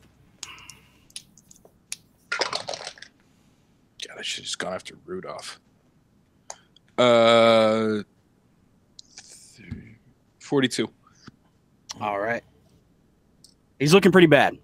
I'm just saying. Oh, thank God. Okay. Is that it? That's it. No, my fire elemental to get out of the thing. Yeah, give me another strength save. 14. I know that didn't do it. Fails. 50 more feet. It's pushed back another 50 feet. 6, 8, 12, 17 points of cold damage. Cool. So it's now 100 feet down the road. Which would mean it's actually you see it get pushed out of the dome, and you can barely see it at this point through the dome. Oh, Prate. So he's 30 feet from me. 30 feet. I'll use all of my movement to run up to him and stab him with both swords. hey, you get your sneak attack. All right. Hey, good. 28 to hit. 28 hits. Holy crap. So now I gotta roll all these fucking dice. Holy hell. All right, so let's start with this. God damn it.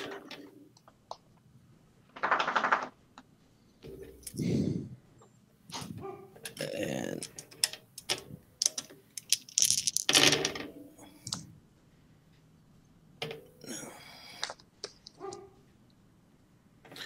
I'm sorry, guys. I will be right back.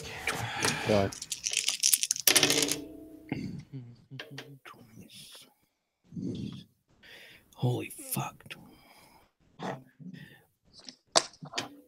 29.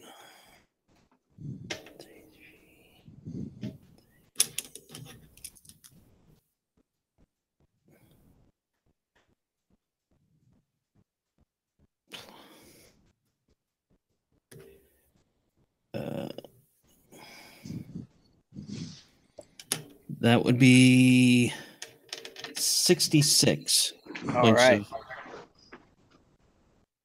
piercing damage. Got Well, it. like some of that was fire, but Sure.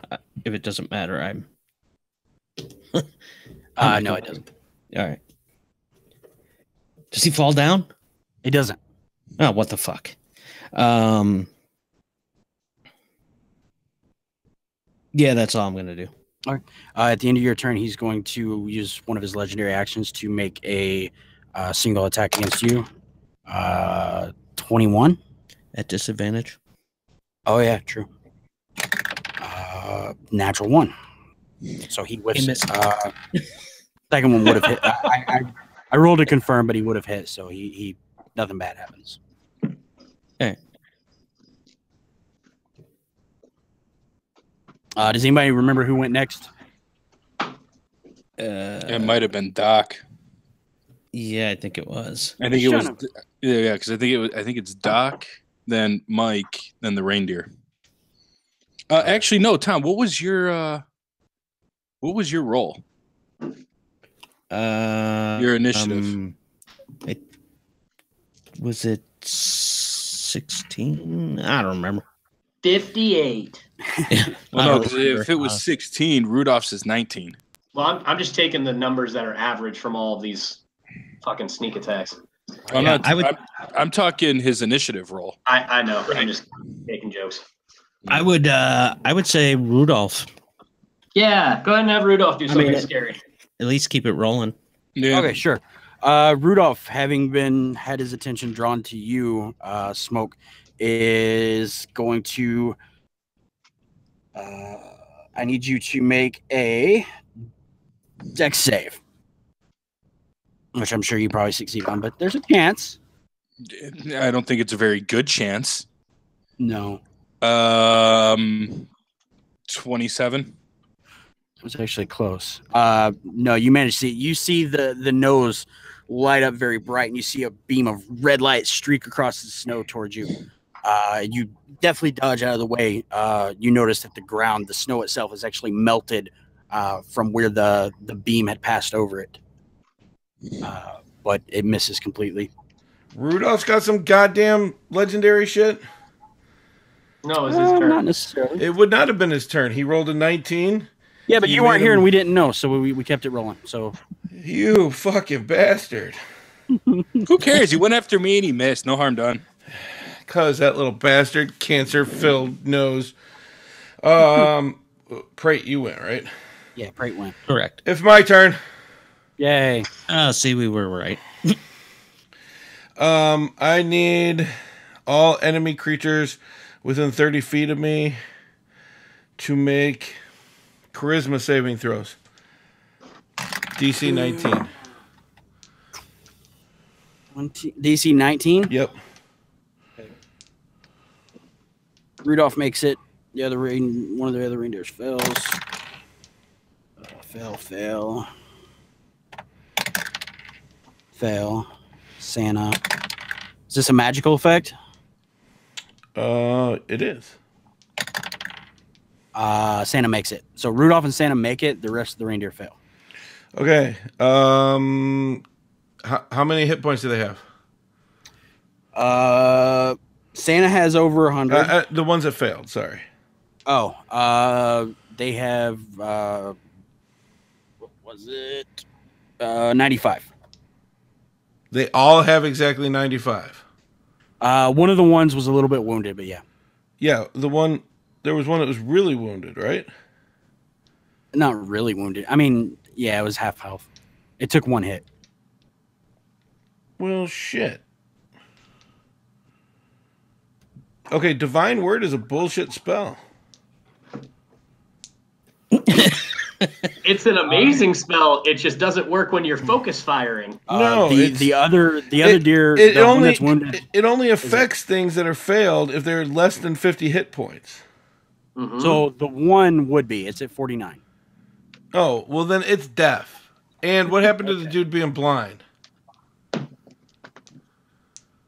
That's actually this one. So he's blind and deaf. Good. Now I'm going to attack. Talon, Keller, reindeer.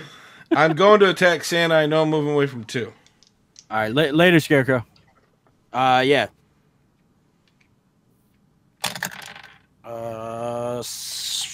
Does a 20 hit? Yeah, 19. It hasn't changed. Bro, I don't know. I asked you for 21, so I'm just making sure.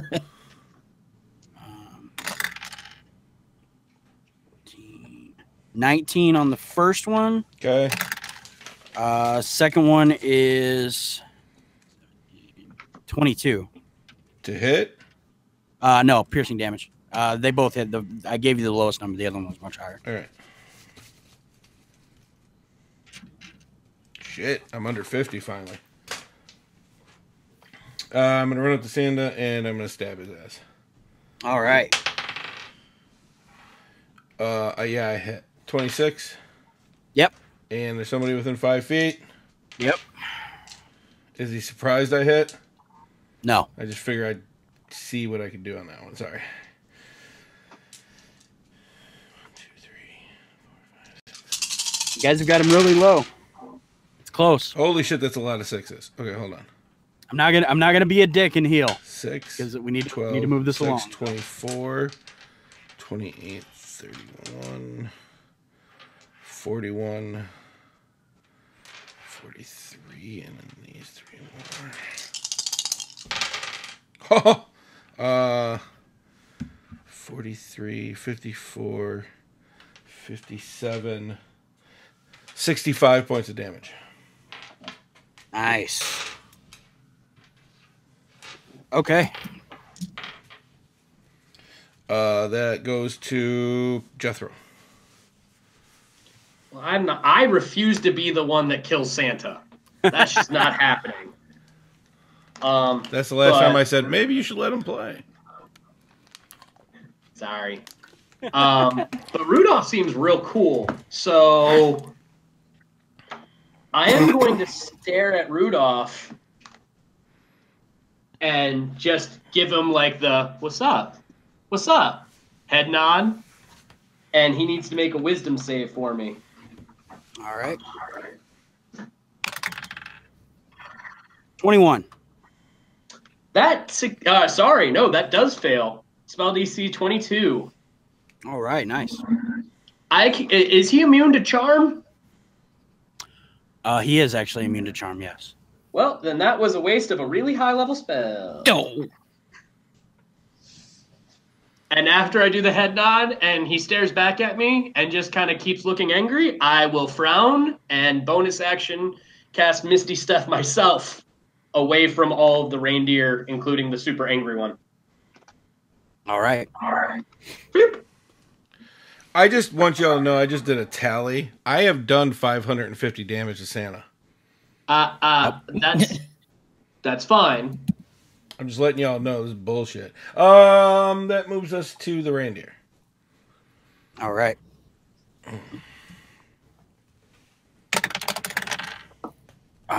You hear 2 crashes from within the stables. The other 2 are out now. All 8 are out plus Rudolph. So 2 against. How far could you move, Jethro? 30 feet. I teleported 30 feet and then I moved another 30 away. Okay, so they can't get to you. You see these 2 reindeer that have been attacking you come charging towards you though. Cut the 2 that were attacking you. 1 hits. I need a strength save. Natural 20. Nice. You take 20 points of piercing damage. Half. 1 against the smoke. Misses. And then you hear the other 2 coming out. But they can't get to you just yet. Round 5. Santa. All right. He looks over at you again, Cut, and says, I said, I know what you don't like. You shouldn't have done what you did. He is going to cast Otto's Irresistible Dance against you. Choose 1 creature that you can see within range. The target begins a comic dance in place. So you immediately start dancing. Is this considered charmed? Yes. Are you I immune? cannot be charmed. Fair enough. So that fails. And I go, I told you, you can't control me. All right. Bonus action, he is going to... Yeah, he's going to Misty Step away from you guys again. Back down toward the stables. Okay. I fucking hate you, Keith. That takes us to smoke. All right, let's just get the fire elemental out of the way first. Yeah, he missed. All right. Let's just call him dead, bro. All right, I'm going to go back down the goddamn hill and try to attack Santa again. All right, go ahead. Woohoo! Natty. Nice. So, more math. Yay. He's not by an enemy, though. I know he's not. Why do you think I yelled at him and said, damn it, Keith?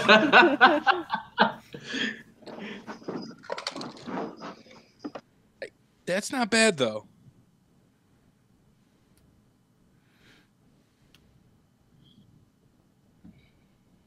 $52 points of damage. Very nice. Is he dead? Alive. No. Why isn't he dead yet? He is close. I want to kill him. You have a bonus action? Yes, No. you do. You do? Yeah, but I used it for the double daggers. Oh, that was both. That's right. Okay. You're right. Yeah. I have a bonus action. I don't have one left. Gotcha. Are you done? Yes. Prate. He's within 30 feet of me. Yes. I'm gonna charge after And him and it would be sneak attack. try and hit him. Good. That would be 20-32 to hit. 20-32? 32 to hit. Yeah, you hit. Shit.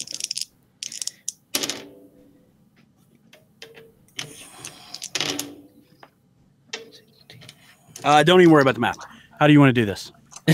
Oh, I fucking hate you. I'm was I going short? to. You were short 45. Ugh. I know you're going to do that much. Yeah. Going to charge right up to him and just bolt blades right into his gut, trying to lift him up off the ground. Nice. It's difficult. You get him up kind of off-centered, but he's very big. He's fat. So you get him up kind of on his tippy toes. You see blood pour out from his mouth as he's looking at you. And then just rip him back out as I kick him off of him. Nice. He falls to the ground. And you get splashed with a bowl full of jelly. Jethro, you see these two huge reindeer come bearing down on you, heads lowered, horns coming forward. You're, holy shit, this is going to hurt. And just as they're about to hit you, poof, they dissipate.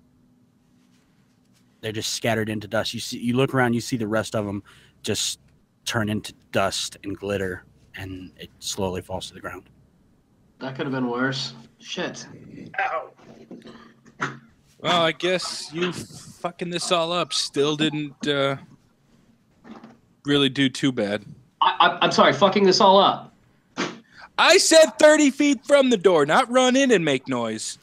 So your plan that was kind of terrible and not really a plan, that one, or the plan where we fought him in the open, kept you all safe, and everyone's okay, save for the fire guy. Oh, I wanted him back. He was my friend. I am more than happy to make you a new friend. I am too. I just need to get 8 hours of sleep. That's a very specific time frame. I need a full night's rest. Gotcha. Well, While they're chit-chatting, I'm checking Santa. All right. You find you get the sense that his coat has a lot of magical essence to it. You find 2 scimitars that you know for a fact are magical, as well as his hat. You also find a rolled up piece of parchment. Sleight of hand, slip it in my pocket. Okay. all of it? No, the parchment. Hmm. I don't Roll think for that, all that's please. gonna. I don't think all that will slide into a pocket.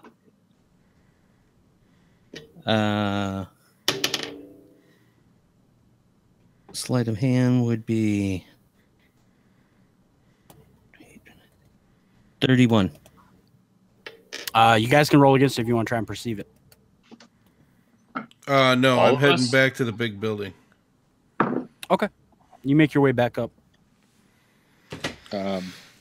She What can have happened? it. What happens if I tie? You get it. It's like meeting a Yeah, DC. you see it. Okay. I will just, all right. Fair enough. And start walking. Smoke doesn't care enough. He's going to start walking. Cut's literally going to walk up to the door, take one of the bodies off of it, walk in, go back to the room where they were gathering around a Christmas tree thing, Sure. kick open the door, throw the dead body in, and go, "Would somebody please tell me where the spirit of Christmas is?" As you walk in, you throw the body, you look around, you see none of the workers that were I there wouldn't have before. thrown it then, ass. You get this. But hold on. You do look and you see kind of huddled in the middle of the room, you see a small little girl, kind of hands tucked up around her knees, crying. I will draw my dagger, run up to the little girl, grab her hair, pull it back, put my dagger up to her throat, and go, "Can you please tell me where the spirit of Christmas is?" I'm going to say that I caught up to him pretty quickly. So Give me an intimidation. I'm sure this is gonna go well, but yeah. +2, so 20, not natural. She looks around, sobbing. She says, I don't know. Where is everybody? Oi, scary guy. I slash her throat. Okay. I You feel the dagger pass cleanly through her. As you do, the blood spills out over your hand. And you see her body go limp, and then it begins to glow. You see lifting up out of her body her spirit. She kind of looks down at you, and you hear in a childish voice, but not quite the same voice you heard before. She says, I pity you, Brian. And with that, she winks out in a bright flash of light. I pick up the other dead body and I kick in the other door where I know the other workers are. There's nobody there. God damn it, where is everybody? The reindeer all kind of disappeared when Santa died. What do you think else would happen with everybody else? I throw the body down and I head back to the house. Okay.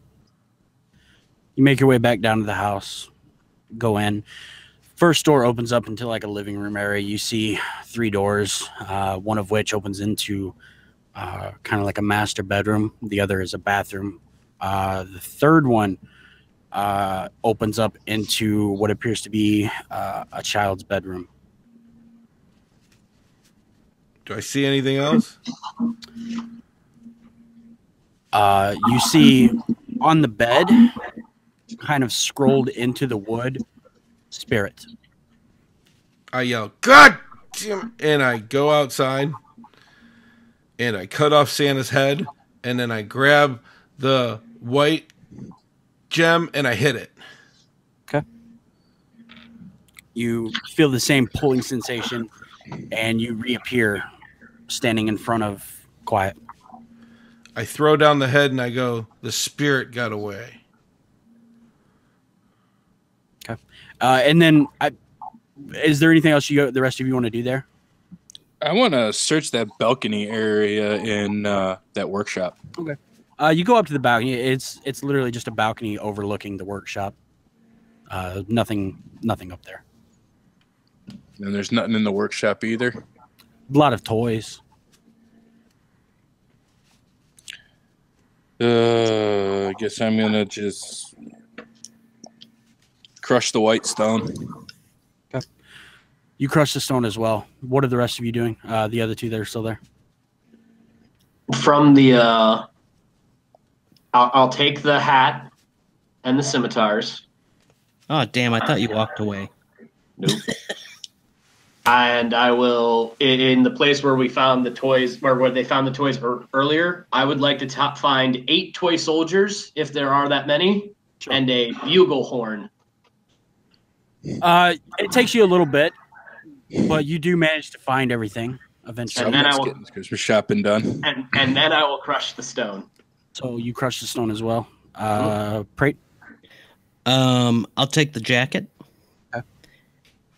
And go in the barn. What was he working on? He was actually sharpening one of his blades. Oh, okay.